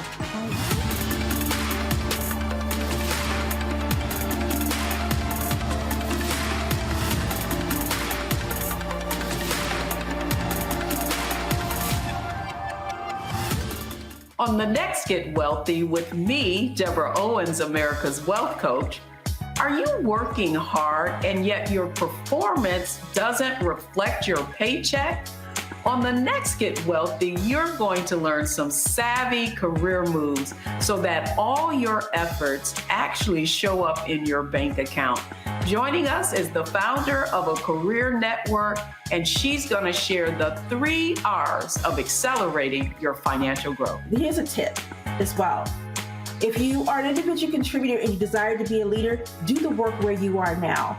Because if you do the work where you are now, when you do reach the level, you'll be prepared to stay there. Right here on Get Wealthy, only on Black Star Network. My name is Lena Charles, and I'm from Opelousas, Louisiana. Yes, that is Zydeco capital of the world. My name is Margaret Chappelle. I'm from Dallas, Texas, representing the Urban Trivia Game. It's me, Sherry Shepard, and you know what you watch. Roland Martin on Unfiltered.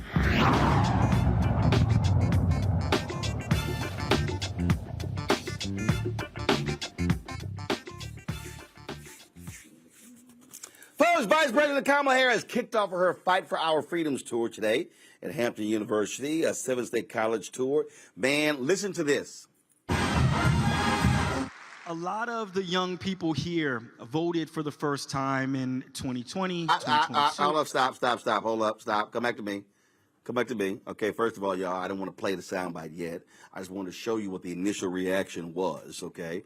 Students were absolutely excited to hear from the vice president. That also defies a lot of these people out here who keep saying stuff like, ooh, black people are not really excited about Vice President Kamala Harris. I will get to that in a second because Reese has some things to say about people with Ball Alert, The Shade Room, and Hollywood Unlocked. She talked about a number of issues with Terrence J. Here is about a 7-minute portion of that conversation. We also restreamed the whole conversation, but check this out. A lot of the young people here voted for the first time in 2020, 2022. Many of them will vote for the first time in 2024. What did they get for their vote? For those that voted, what did they get from that last election? Well, let's start with this.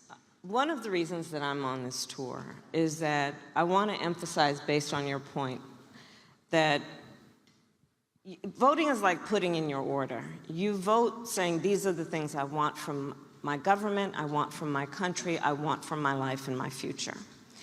And what concerns me sometimes is that our young leaders will be told that their vote doesn't matter. They will be told by just the forces that, oh, they're unlikely to vote. And I know that's not true. And so part of why I have embarked on this tour is to highlight our young leaders and to be able to do what I can to share a microphone and a stage to highlight the issues that they are leading on and the issues that concern them. So when people voted in 2020, first of all, remember, it was in the height of a pandemic. How many people here voted in 2020? All right. So you voted during the height of a pandemic. You voted in a historic time where there was extraordinary loss in our country, extraordinary loss of life. Black folks in America, 1 in 4 knew someone who actually passed away because of COVID. You voted at a time where people were losing their jobs, losing a sense of normalcy. And in spite of all of that, in spite of the fact that people were literally being told to isolate themselves, you all got out and voted because you believed in yourself, the power of your voice through your vote, and the fact that you could actually have an impact. And what ended up happening in 2020, Terrence, record turnout of voters across the board, but record turnout of young voters. And it is because you voted that Joe Biden is president and I'm vice president of the United States.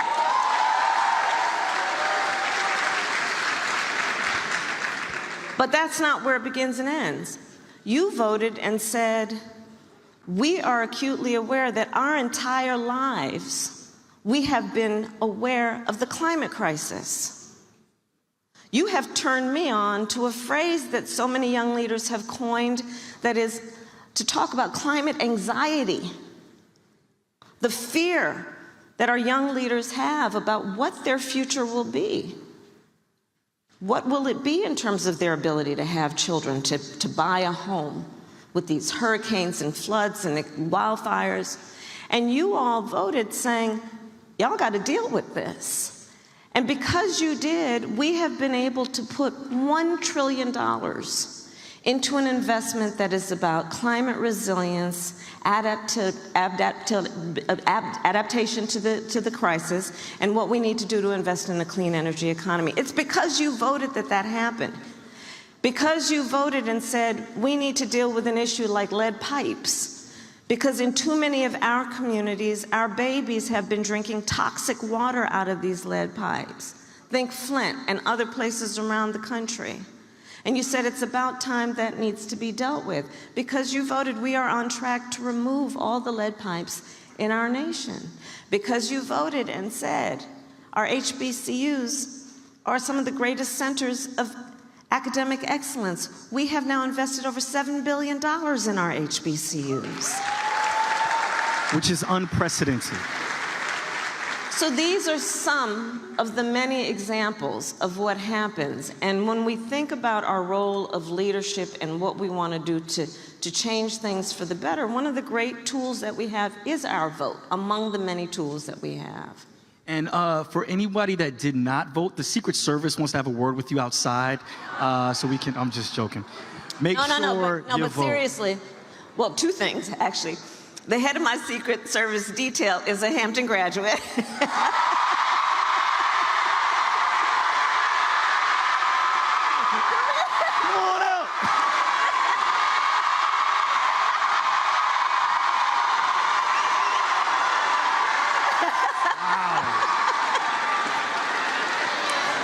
I saw him back there. So you know.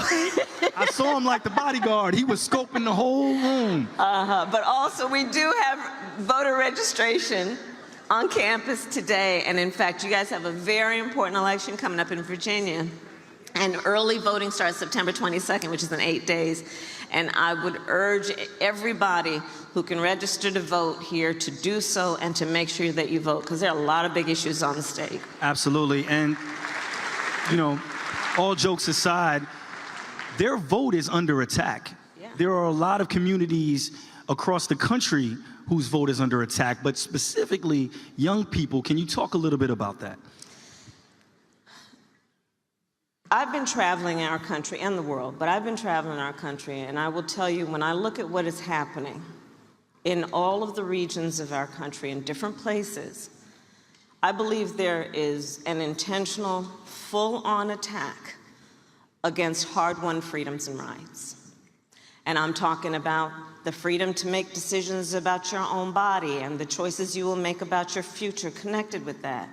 The freedom to vote, the freedom to be and love who you love, the freedom to be free from gun violence and the fear of that, the freedom to have opportunity and know that it will be a priority to recognize where there have been historical disparities and to deal with that.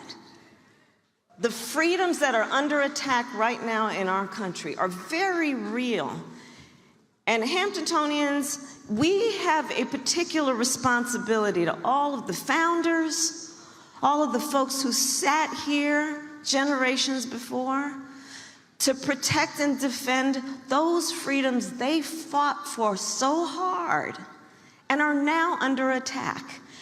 And so when I think about a moment like this, I think about it being a call to action and a moment where we recognize that we can never take anything for granted. And it will be incumbent on us to look in the mirror and ask ourselves, well, what are we going to do about it? And I know when I look at who's here, you've already made that decision. You're going to be active and you're going to lead. And that's so important. It's so important. All right, let's talk about this with our panel. No, I'm not going to you first, Reese. No, absolutely not. I'm gonna start with Lauren. Lauren, Josh Barrow has been getting a whole lot of attention. CNN had him on today with Andrew Yang, not a single black person on the panel. And he's written this piece, and he's been joined by a bunch of other white men out there talking about how either Joe Biden should not run for re-election, and if he does run, he should be replacing Kamala Harris as the vice president. And I'm like, y'all stupid. So Barrow literally writes this piece where he says that, well, because Kamala Harris doesn't come from a place with lots of black people, she has no black political base, so therefore they won't lose much by replacing her. I said, and I tweeted at him, this is why you shouldn't listen to white political so-called experts who know nothing about black people. Yeah, I mean, wild stuff. I don't know what they're doing. Isn't it interesting that they sort of made an argument about Joe Biden's age, which is really the thing that is the impotence of the Ignatius column in the Washington Post and the Von Driel column that happened today, and of course Josh Barrow. They made that Kamala Harris's problem. that the president is showing his age is somehow the vice president's problem. And, at the end of the day, Kamala Harris is the most analyzed vice president in American history. I mean, it is incredible to me, the level of analysis, the level of criticism for Kamala Harris. And that is because it's a hit dog hollering type argument. The reason there's analysis is that everybody sees Biden showing his age, and that we know that we have a Republican Party that is post-factual and post-truth and really, post-democracy, openly talking about dismantling democracy. And all of those things converging is what is making, for some reason, Kamala Harris the focus of everything. But obviously, Josh Barrow has no idea what he's talking about. There would be an absolute mutiny in the Democratic Party if the first black vice president of the United States, a woman, were to in some way be displaced, knowing, of course, that the number one voting bloc for the Democratic Party is black women. So I'm not sure how they're going to figure out how to get around this. I'm not sure why we're seeing 3 and 4 opinion columns, 2 in the Washington Post, which has a new op-ed group set up in there. So I'm not sure why they're suddenly focused on Kamala Harris. But that was really strange. The thing that she's doing with the HBCU tour is interesting. One criticism I would have here, unfortunately, for her and the president, is that they are not outlining to me in a most urgent way what we're dealing with here in this country at this historic moment. They have the 2 biggest bullhorns in the country, the president and the vice president. And somehow they're very reluctant to articulate in the harshest of terms how dangerous this iteration of the Republican Party is. For some reason, they won't do that. I think the tour is generally a good idea. She talked about voting rights. There's sort of a peripheral discussion that was going on there when they gave the students a chance to talk and ask some questions. They asked about guns and sea level rise. I thought it was odd that Bobby Scott was not at this event. He is probably the most prolific appropriator for HBCUs in the history of Congress. And they're up in the $8 billion. She mentioned that $8 billion has been appropriated for HBCUs. 99% of that is Congressman Bobby Scott. This is his district in Hampton, and somehow they schedule this on a day that he can't attend because he's voting in Washington. That makes no sense to me. And I would say the same for Jennifer McClellan, who's a historic figure as the first black woman congressman from Virginia. Virginia has elections this year. Early voting is coming up in Virginia in 7 days. And so I think the vice president and the president need to be talking about that. And they need to be talking on a continuous basis about how dangerous Donald Trump and his friends are. And they're not really doing that. But as far as what you just said about Josh Barrow, you're absolutely right. And this is a really crazy moment where we see a bunch of columnists come out of nowhere to go after the vice president. They mention the president, and then they're going after the vice president. So that's a really strange situation. The thing here, Greg, which I just find to be utterly hilarious when I see all of these pieces and I see these things written. Did I miss something? Did Joe Biden ever say, if I run for president, I'm not going to seek a second term? This man has wanted to be president of the United States his entire damn life. He has wanted to be president forever. He ran 3 times before. There is no way Joe Biden was ever going to say, I'm only going to serve 1 term. I keep telling people, y'all can't get mad at Joe Biden being old, because he was old when he ran in 2020. The moment Joe Biden got elected, Joe Biden was like, oh, I'm running for a second term. That's one of the reasons why a lot of people who were around Biden were the ones in the White House who were throwing darts at Kamala Harris the first 2 years of being vice president. A lot of those stories you heard dogging Kamala Harris were coming from the inside. Of course. From the inside. And so part of the reason, if you really want to step back and look at the breakdown of what happened here, then Senator Kamala Harris was one of the most attacked candidates. Okay? The Russian troll farms were attacking her. Okay, y'all, when you start having that much incoming fire, you then got to ask an important question. Why do they find her to be so dangerous? Because, Greg, you don't fire that much firepower at somebody if you're not scared of them. Well, or unless you have other plans. I mean, Gavin Newsom wants to be president of the United States. Maybe not this election, but the next cycle. And, you take out the competition. Joe Biden, he's going to limp along as long as he can until, the reelection and beyond. Maybe he gets reelected for a second term, maybe not.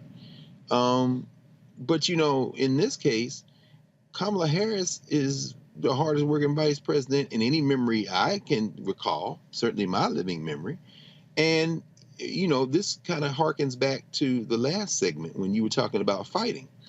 And again, anytime I hear Lauren Victoria Burke, I'm going to learn something. I mean, she just broke down the politics, the inside baseball game. You got the chattering classes, the pundits, clearly sending a flag up the flagpole to see if anybody going to salute at it. Don't think that Joe Biden isn't fully aware of what's going on and that the Democratic operatives aren't fully along. But again, as you said, if you're going to fight, you're going to have to be non-conventional, at least in the sense of that staid architecture of the Democratic Party as we have experienced it. And how many times have you talked to us, Roland, about these consultants, these folks who are on Democratic Party payroll that continue to play the non-winning message? Seems to me the Vice President of the United States is on the horns of a dilemma that she's always been on. Can you let Kamala be Kamala? In other words, can you turn her loose? The answer to that is no. The Democratic Party is a straitjacket of sorts, and I'm not saying that I would agree with the vice president on everything, but I would say this. When she is relaxed, when she is in front of the home team audiences like she was today, you get a glimpse of how she should be deployed all the time. There are 8 1/3 million more voters in the electorate since the 2022 midterms that turned 18. Since 2022, 8 1/3 million. 4.5 million of them are white, but most of them are in the Midwest, not the South. You've got 2 million Latinos, and you've got 1.2 million black youth. You've got 500,000 Asians and 800,000 Native Americans. Why is that important and germane to what we're talking about right now? She talked about it in passing. There's an election in Virginia. They're going to pump Glenn Youngkin's wet towel ass up to be a standard bearer for the white nationalist party in the coming years. If not, perhaps even in the current election cycle, although he's kept the billionaire class, the donor class at bay so far. But what we see with Kamala Harris is someone who, if they just let her go out there and organize and continue to not only spread the message like she did today, but really work outside the confines of this white working class obsessed Democratic Party might be able to pull out of the fire some local elections, some congressional seats, and a presidential election that will keep us from facing the reality that the white nastists have thrown all caution to the wind and are simply engaged in primal screen politics. We're not going to do that because the Democratic Party is still centered in whiteness. And Kamala Harris is certainly a case study in what happens when a party centered in whiteness attempts to tiptoe around the elephants in the room, and the elephants in this room in this case are white nationalism and the Republican Party. All right, I know you've been just holding your tongue, just waiting to talk, Reese. I saw one of your posts where you had a few words to say, not only to the white political pundit class, but also to the black folks who always hating on the vice president. You mentioned a couple of these black blogs. I mean, this is how crazy some of these people are. I posted a video on my Instagram of the vice president dancing at the hip hop concert. And you had some of these Simple Simons hopping on there. Oh, this is how they trying to get the black vote. And they would just trash her left and right. And I was kind of like, you idiots do know that numerous presidents and vice presidents have hosted numerous concerts with black people, white people, Yo-Yo Ma, country artists, gospel artists. I mean, we can go down the whole line. But oh my goodness, she trying to sit here and use hip hop to get the black vote. And I'm just sitting here going, some of y'all are really just some dumb people. But I think what some of these people do is they take that and then run with it. What you're seeing here with the constant attacks on Vice President Kamala Harris really deals with folk who, again, who are sitting here who want to, as I think Greg said, want to position their candidates. Mm-hmm. Absolutely. I firmly believe, I firmly believe this. I don't think Joe Biden wanted to pick Kamala Harris as his VP. Mm-hmm. I think he wanted to pick that governor in Michigan. And I remember when he told Congressman Jim Clyburn, "I'm torn between my head and my heart." Clyburn said, "Well, you need to go into a room and reconcile your head and your heart and make a decision." And I think that was the case, because here's the deal, and this ain't no lie. Joe Biden ain't president of the United States if that black woman not VP. Period. I mean, I think this whole notion that the Democratic Party is somehow strengthened by having a white person, a two white person ticket, or in the even more absurd notion that replacing Vice President Kamala Harris with a white woman would strengthen the Democratic Party is just nothing but racist delusion and fantasy. These pundits are out of touch, and they're just engaging in like racist role playing. And I think the hoods are off, but they're really very much irrelevant. I do get enjoyment out of calling them motherfuckers and all kind of stuff. But the reality is, you haven't had a white woman win on anybody's presidential ticket. If white women were having such a moment in politics, why you don't have not one nary a white woman running for president on the Republican side? Why is it only Nikki Haley? You have white women that are senators, you have white women that are governors, but not nary one of them done jumped in the doggone Republican primary, because they know that the Republicans ain't voting for no damn woman to be president. And maybe some of them are hoping that Donald Trump or whoever will pick them to be vice president, but I'm not even convinced that's going to happen. And so all this stuff is really just them getting their rocks off. They've been trying this for years, and I said for years that she's not going to be replaced, but she's not going to be replaced for a number of reasons. Number one, you actually have to have a vice president that you trust, that you have camaraderie with, and that is an asset in your administration. And it's obvious that Joe Biden does have a good camaraderie with Kamala Harris. Now, some of the people in his team that were backbiting her, a lot of those people are now gone. But, you don't have a substantive reason. But as I pointed out yesterday, there's actually no data reason behind it. When people are asked who they think should be the vice president, people are sticking with Vice President Kamala Harris. And guess what? White women like Gretchen Whitmer ain't even registering. They're saying if it's not her, then it's Bernie, it's Pete Buttigieg. I haven't even seen Gavin Newsom at the top of that list. And so a lot of this stuff is just people just throwing darts at the water. And to your other point, I do want to say that a big part of this is because of her strength, not because of her weakness. if they really felt like Vice President Kamala Harris, and I'll talk about Republicans as well, was such a drag on the ticket, they would be mute. Because the last thing that they would want anybody to do is take the person that's supposed to be such an anchor off the ticket. And if Joe Biden was such a weak candidate, why isn't nobody else running against him aside from a damn anti-vaxxer and some voodoo or new age healer or whatever the hell Marianne Williamson claims herself to be? Because they know they can't beat Joe. And they know that he's the best option in order to beat in Trump or DeSantis. I'm not saying that because I have any personal affection for him. I'm saying that because he won. And he won along with and because of Vice President Kamala Harris. So anybody got a problem with it, just going to have to stay mad. And the last thing I just want to say is that she has actually been out there sounding the horn. She's been taking it to Ron DeSantis. She was right there in Jacksonville, you know, within days of them actually passing that racist slavery curriculum. She was right there in, was it Tennessee with the Tennessee 3, and they booted Justin Pearson and Justin Jones out there. She really has been on the forefront. She's not as good at a soundbite, but I do believe that the cumulative impact of her presence will eventually be what outweighs the fact that she hasn't given people that soundbite, or when she does go viral, it's because of some bullshit, because all people care about is the frivolous stuff. She has the receipts, and I think that ultimately that's what's going to be a huge asset to Biden and the Democrats. Oh, one more thing, I forgot this. A lot of people talked about Vice President Harris.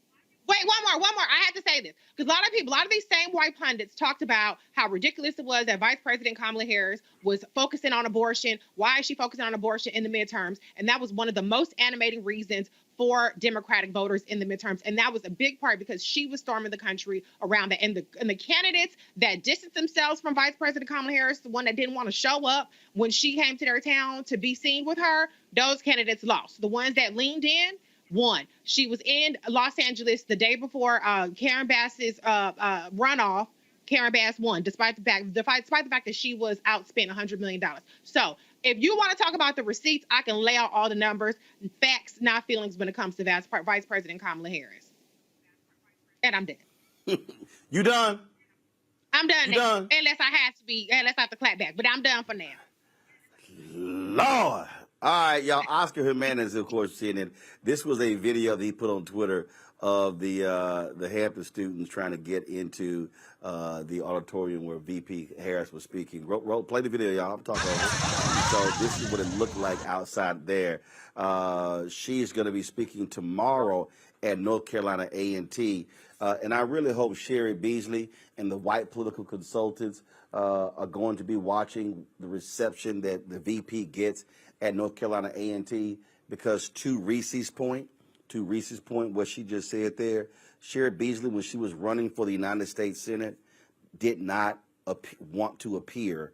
So she did not appear at events with Vice President Kamala Harris because her white consultants told her not to. That was the stupidest thing in the world. And I was talking to some people in Milwaukee. Mandela Barnes did not appear at an event with President Joe Biden, and he's running as well. I just think that's the dumbest thing in the world, that you listen to these stupid consultants who go, oh, don't appear with the president who won Wisconsin. Don't appear with Vice President Kamala Harris. Sherry Beasley's campaign didn't even have Vice President Kamala Harris at a HBCU. And isn't a Beasley an AKA? Hello. That to me was dumb. That's just me. All right, y'all. Speaking of dumb, why does the black head coach at Colorado State say some crazy stuff about Deion Sanders when they gonna play Deion's Colorado Buffaloes this Saturday? Deion did not take him long to respond. We're gonna show y'all and talk about that next right here on Roland Martin Unfiltered on the Black Star Network.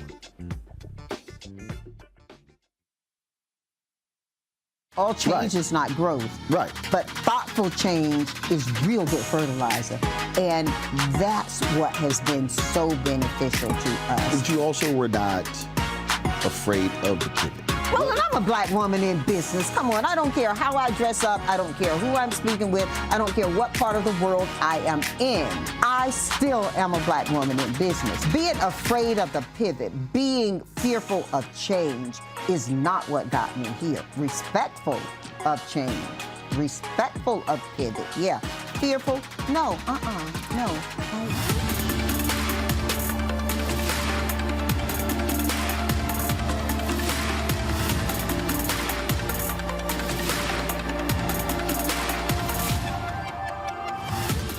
hatred on the streets. A horrific scene, a white nationalist rally that descended into deadly violence. White people are losing their damn minds.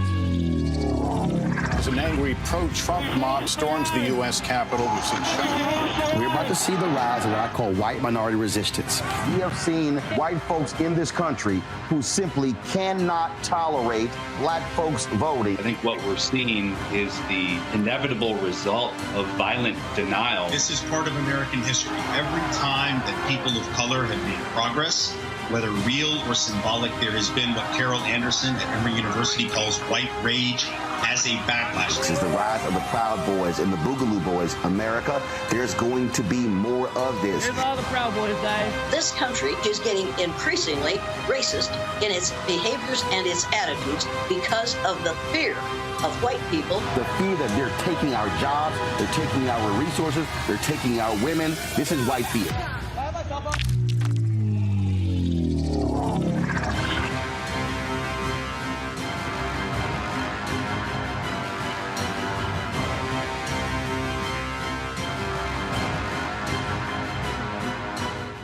Sherry Shepard with Sammy Roman. I'm Dr. Robin B., pharmacist and fitness coach, and you're watching Roland Martin Unfiltered.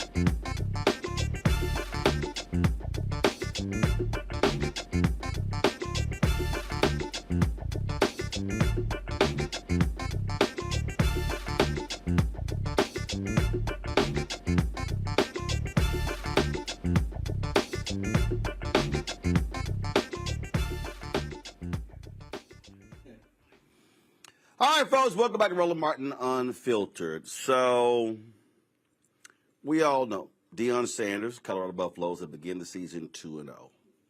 Last week, they played Nebraska. Nebraska head coach Matt Rule had some stuff to say about Deion Sanders. Didn't sit too well with Deion's son. They proceeded to kick the butt of Nebraska Cornhuskers. And so this week, Colorado's going to play Colorado State. Now, earlier this week, the black head football coach at Colorado State, his name is Jay Norvell.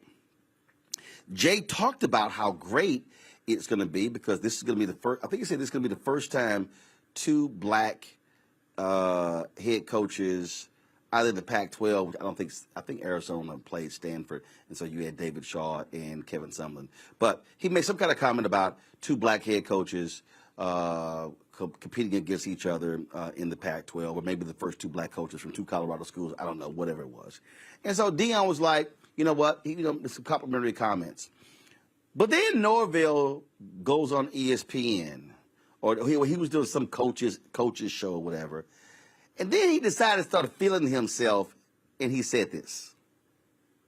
And so, we're excited. Our kids are really, we had to do a bunch of ESPN videos, and it was great. I loved it. But our kids came out of those videos really with a chip on their shoulder. They're tired of all that stuff. They really are tired of it. And I sat down with ESPN today, and I don't care if they hear it in Boulder. I told them I took my hat off, and I took my glasses off, and I said, when I talk to grown-ups, I take my hat and my glasses off. That's what my mother taught me. So, they're not going to like us no matter what we say or do. It doesn't matter, okay? So let's go up there and play. And so that's just how I feel about it. Yeah. And so I don't mean to take over the show, but it's your show. I'm just tired of I mean, I'm tired of all that stuff. It's just, and I know everybody else is too. So let's go play. And we got a bunch of good kids. I told our team there's not.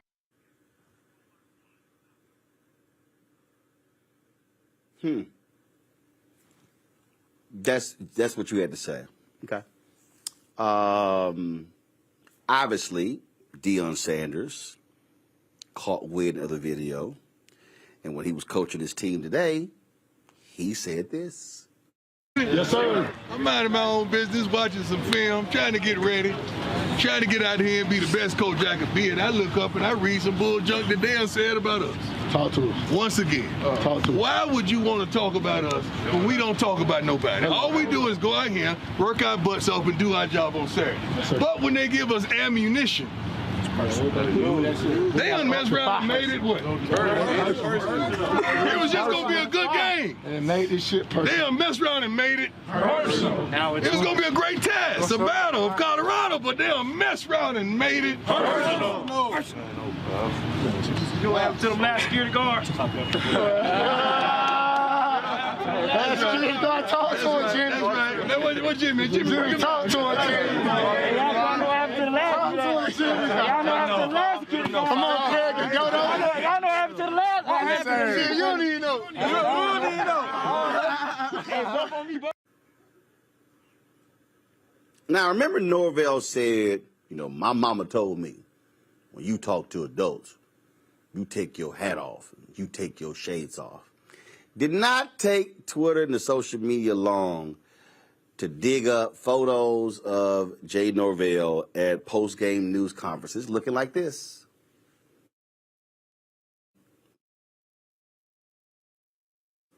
That hat is another visor. So I'm just trying to understand. There we go, visor. So you ain't always removing your hat. Now, let me go back to my panel here. So here's, I think, what you're dealing with here. And actually, I'm going to start with you, Greg. When you start hearing respectability phrases, we all know that there are certain things that are said that appeals to a lot of white folks in terms of how we respond, because we all know we all know what folks say. I remember when Solid O'Brien told me there was a black exec at CNN who said that I wasn't the right kind of black, and questioned the suit, questioned my attire, the suits that I wore, and didn't like, me wearing pinstripe suits. And it's always trying to get us to change our look and how we speak to make white folks more comfortable. And so when I heard that coming from Jay Norvell, and then you throw your mama in, and basically what you're saying is, my black mama raised me right. But see, that's one of them over there from the other side of the tracks. His black mama didn't raise him right because he don't take his hat off and take his shades off. Last year, and he was, Jay Norvell coached at Nevada for 5 years, and he went 33-26. So he was only 5 games over 500. So then he got hired at Colorado State. Last year, Colorado State went 3-9. They opened the season 0-1. So that's the coaching record. That's the coaching record of Jay Norvell. Now, if I pull up right now, Greg, the coaching record of Deion Sanders, and I look at Jackson State, and then I look at Colorado. Let's see, Jackson State went 4-3, then 11-2, then 12-1, and now they're 2-0. So he's lost 6 games as a head coach, has won 29 games. Man, don't nobody care about no doggone hat and shades. They judge you based upon wins and losses. And I'm sitting there going like, Jay Norvell, come on, man, you a brother. You know better than that nonsense. I mean, Norvell and Sanders are both black employees of historically plantation college athletics. I really don't have a dog in this fight, Roland. It may not be easy for some folk to hear, but, back in April, the UFC and WWF teamed up to merge and create a $21.4 billion sports entertainment company. I look at plantation-style college athletics the way I look at WWF wrestling. The only people who think that's real are the spectators. And I think Deion Sanders is great for historically plantation college athletics with the cowboy hats and the shades. I saw him walk an old white lady onto the field playing an HBCU song. It wasn't the band playing it, thank God. If he says, give me my theme music to the Colorado band, I hope they play Money, Money, Money, Money, because Here I Go was left in Jackson. But, I do take note of the fact that of the 36,000 students at the University of Colorado, only about 2.5% are black. That for the first time in the history of their spring game, they charged $10 a seat, and they made $600,000 off of admissions, concessions, and swag gear. Sanders is moving a lot of product there, and he said himself last weekend that he thinks the city of Boulder made about $18 million. Deion Sanders is good for business, like WWF conflict sales. And so I really don't take any of this very seriously. Deion Sanders missed his historical moment. I think his historical moment would have been to take all that talent and all that swag and all that branding and keep it in HBCUs. Once he did that, he rejoined the historically plantation ecosystem with which he is very familiar. I wish him the best. I wish him the worst. I really don't have a dog in this fight. And when it comes to the kind of talk they're having, whether the other brother is a brother or not, is really of no consequence to them folk, because all they doing is counting money, brother. It's prime time in Boulder. And it's you also mentioned 2%. There's also 2% at Colorado State. It doesn't mean any black people there in Colorado. In Colorado, but it's always interesting because, Lauren, I've literally seen white coaches got hat. Jimbo Fisher wears a hat in the postgame news conference. And I'm sitting like Jay Norvell, come on, man. Let's not even play into this little silliness.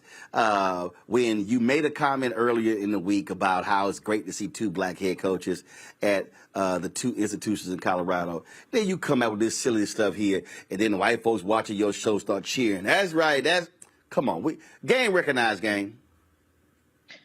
Yeah. Is Norvell black? I mean, he's black? Yeah. No, he's black. Okay. And his dad, as a matter of fact, his dad, no, he's black. And in fact, his dad was the athletic director at Michigan State. Oh, he's black. Okay. I know nothing about, I follow the NFL and the New York Yankees. That's pretty much it for me. I don't follow college sports until Deion Sanders. Deion Sanders has made me watch a team that I would never have dreamt in my entire life I would ever watch, which is Colorado. Okay. I mean, he basically did what Tiger Woods did for me with golf. I would have never watched golf if it wasn't for Tiger Woods. I was glued to golf after Tiger Woods. Now I'm glued to this team, this Colorado team. Because even though I agree with Dr. Carr on a lot of what he said, this moment right here where we have a very confident, very assertive, and very talented, smart black male who's not afraid to be confident and assertive in front of everybody is the reason why he's getting these dumb comments from other people in college football. They are nervous in the same way that we saw, in the historical sense with people like Jack Johnson and Muhammad Ali and Jim Brown, where when you come across this confidently and then you deliver and you're winning games, and then to add to it, his son is the quarterback, it unnerves certain people and unnerves other black people sometimes, right? So that's what this whole moment is about. It's very foolish. It's very stupid. I hope they win. I think they have a late game on Saturday night, which I will be watching after I go over to Howard to watch Howard and Hampton. I do wish he had stayed with HBCUs, of course, but I do love seeing someone black, whether it's Beyonce or Deion Sanders, bring the gate, bring the money, bring the power. I love seeing the whole thing. And again, I don't know nothing about I don't know anything about college football other than this other than this thing that's happening right here, which I am enjoying a great deal. I pulled this story up. I pulled this up right here, Reese. It looks like Colorado is favored to win by about 23.5 points. I'm just saying, it ain't really a good thing to sit and talk a little trash when you might get the brakes beat off of you. And Dion might sit here and say, no, put up 60 or 70 on them. And I guess I think back, remember the scene from Remember the Titans when the white coach called Herman Boone, played by Denzel Washington, a monkey, and then when the game was over, Denzel shook his hand and then tossed a banana at him. I don't know about y'all, but if I'm Dion, I'm going to beat y'all by 50, 60 points. I might come to the center field, shake your hand, and toss a pair of shades at you. I'm petty like that. I'm petty like that. Reese, we know you petty, but I'm petty like that too. Oh, first of all, I think there's no dispute on your level of petty. Okay, Roland. So we are here on that. I mean, yes, Dr. Carr, you're right about history, about significance, about HBCUs. Yes, absolutely. But we live in an entertainment society, and prime time is entertainment. He brings the drama, he brings the flair. And so, I mean, yes, you could. I mean, I'm not saying you personally, but yes, I think people have a great deal of reason to be justifiably salty about what he did, especially because he made such a big ordeal made himself a martyr of HBCUs only to bounce to Colorado. But in this instance, I'm 100% rocking with primetime because I despise respectability politics. And I feel like when people don't really have the ammo based on the substance, that's when they start to go to the little frivolous, trivial shit, like talking about how you're supposed to yes, massa, and tip your hat and take your hat off and take your shades off and show deference to the white people asking these black people questions. And so, yeah, obviously, to Lauren's point, Norvell is unnerved. He's probably going to lose. And so he has to make it about who's more respectable and who's been raised right. None of that shit matter. Who's going to win at the end of the day? That's what people are going to be talking about, not somebody's sunglasses. Hey, this is what it boils down to. So I just don't understand. Look, man, do you? I don't care if you wear a hat, you wear shades, wear a visor. I really don't care.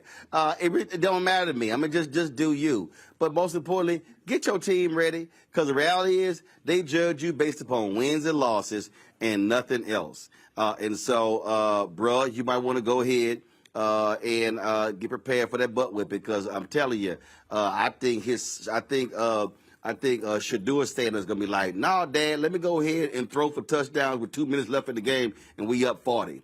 That's how they do. And here's the other deal. Let me tell y'all right now, I don't believe in this concept of you don't let players score. I believe you run the score up. I ain't got a problem with that, because I personally believe, I don't know how you feel about this, Lauren, Reese, and Greg. I personally believe the third and the fourth stringers deserve to have a shot as well. And so I ain't got no problem if you putting up 50, 60, 70 points, because, look, that's just what happens. If you ain't good enough to play, well, guess what? They don't play.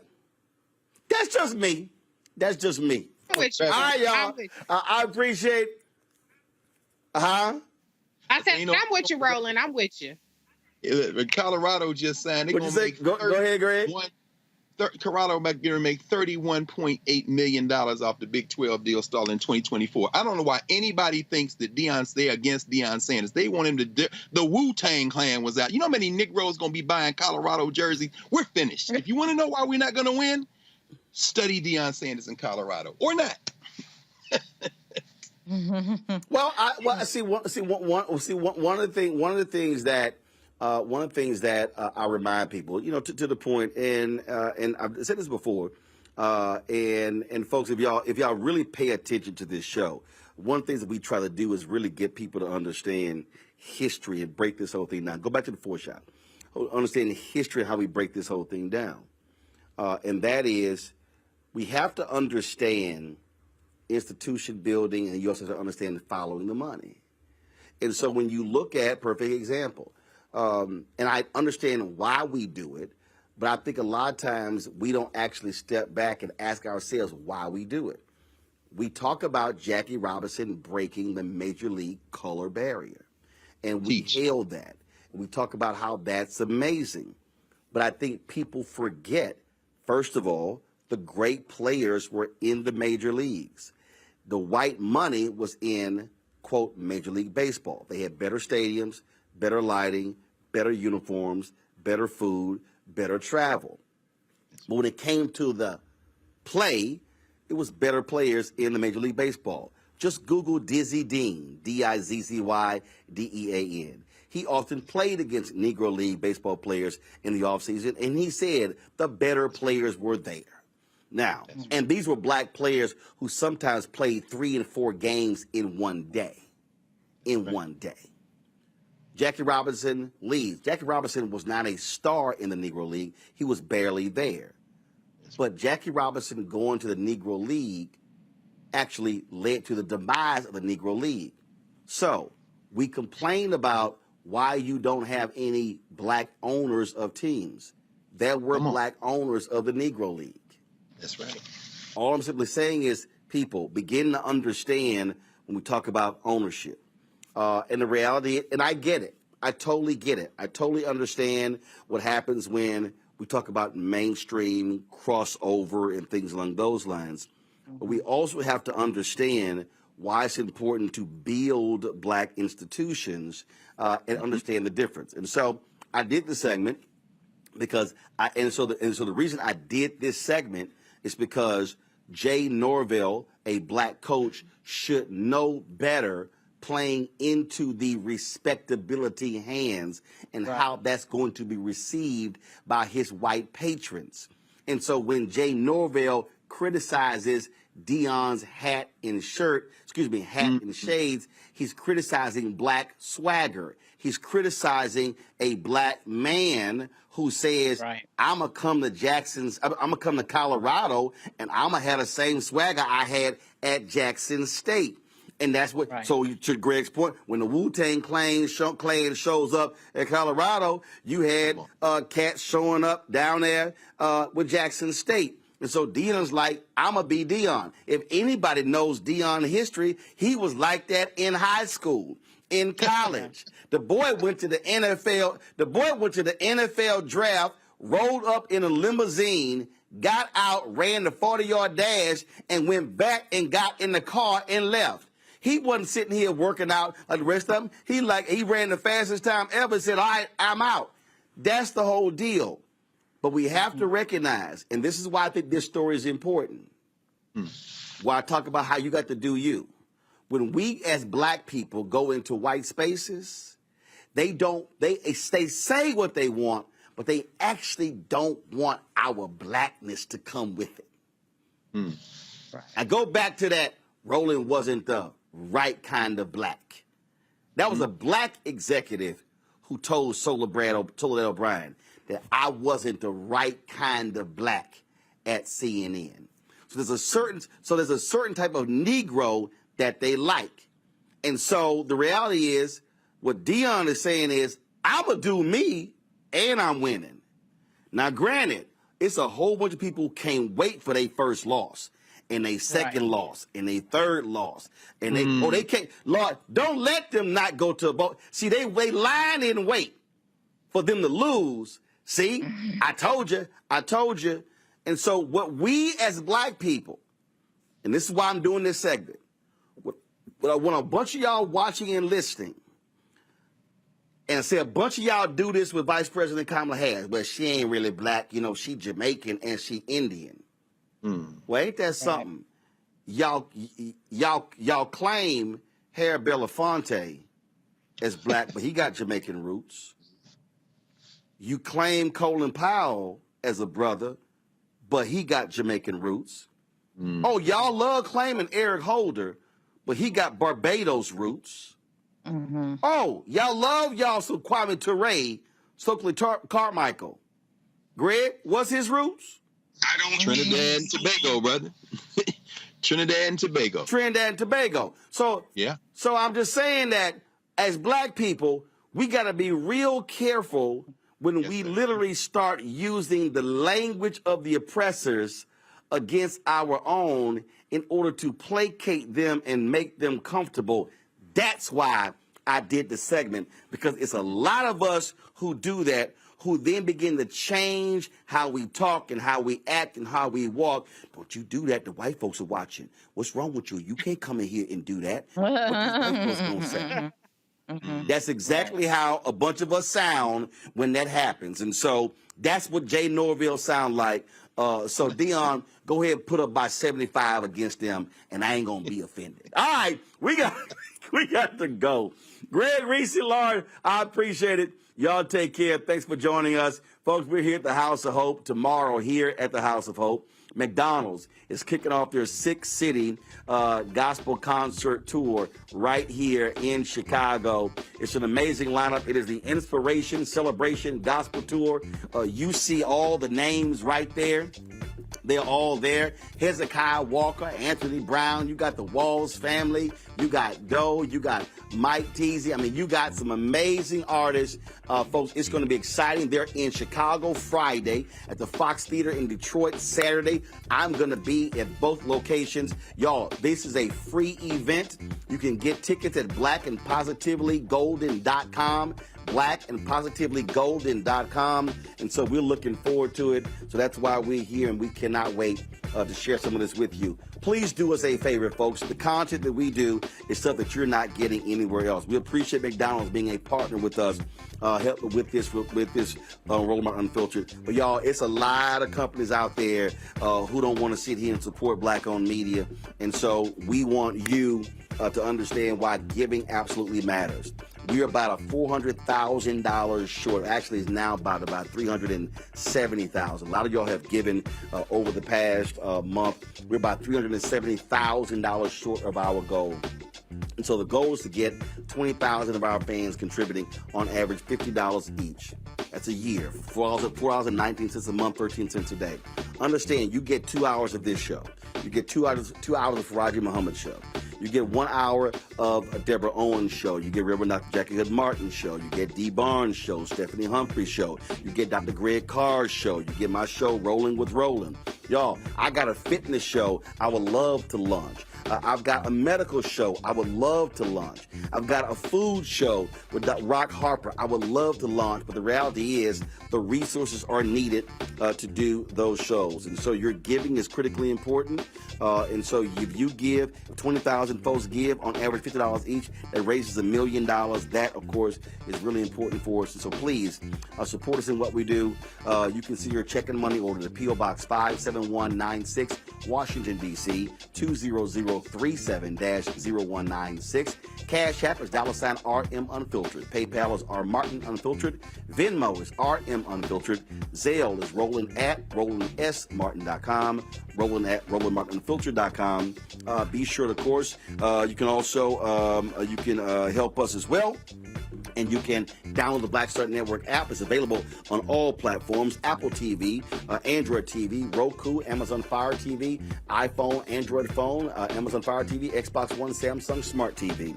You can watch us on Amazon News, our 24-hour streaming channels on Amazon News. Simply go to Amazon Fire and pull up the Black Star Network. You can also tell Alexa, play news from the Black Star Network. If you look at Plex TV, you can watch our 24-hour streaming channel on Plex TV as well. Folks, next week, I got a big announcement. 2 of the platforms that they're adding our network. Man, the growth is phenomenal. And so watch us on Plex TV as well. And don't forget to get a copy of my book, White Fear: How the Browning of America is Making White Folks Lose Their Minds. Available at bookstores nationwide. When you buy this book, those proceeds go right back into the show as well. Folks, thanks a bunch. I appreciate it. Thank you very much, Reverend Charlie Dates. Of course, pastor of Salem Baptist Church, the House of Hope. And, of course, Reverend James Meeks, who he preceded Charlie Dates. Both of them are in Kenya as well, so I want to thank them. I'm using Reverend Dates' office here at the church, and so we appreciate all of that. Nice office, Doc. Give me the slider shot. I like this here. We have the big screen TV, got the logo in here, so I appreciate it, Reverend Dates. Thanks a bunch. Folks, that's it. I'll see y'all tomorrow right here. Roland Martin Unfiltered, live from Chicago on the Black Star Network. Holla!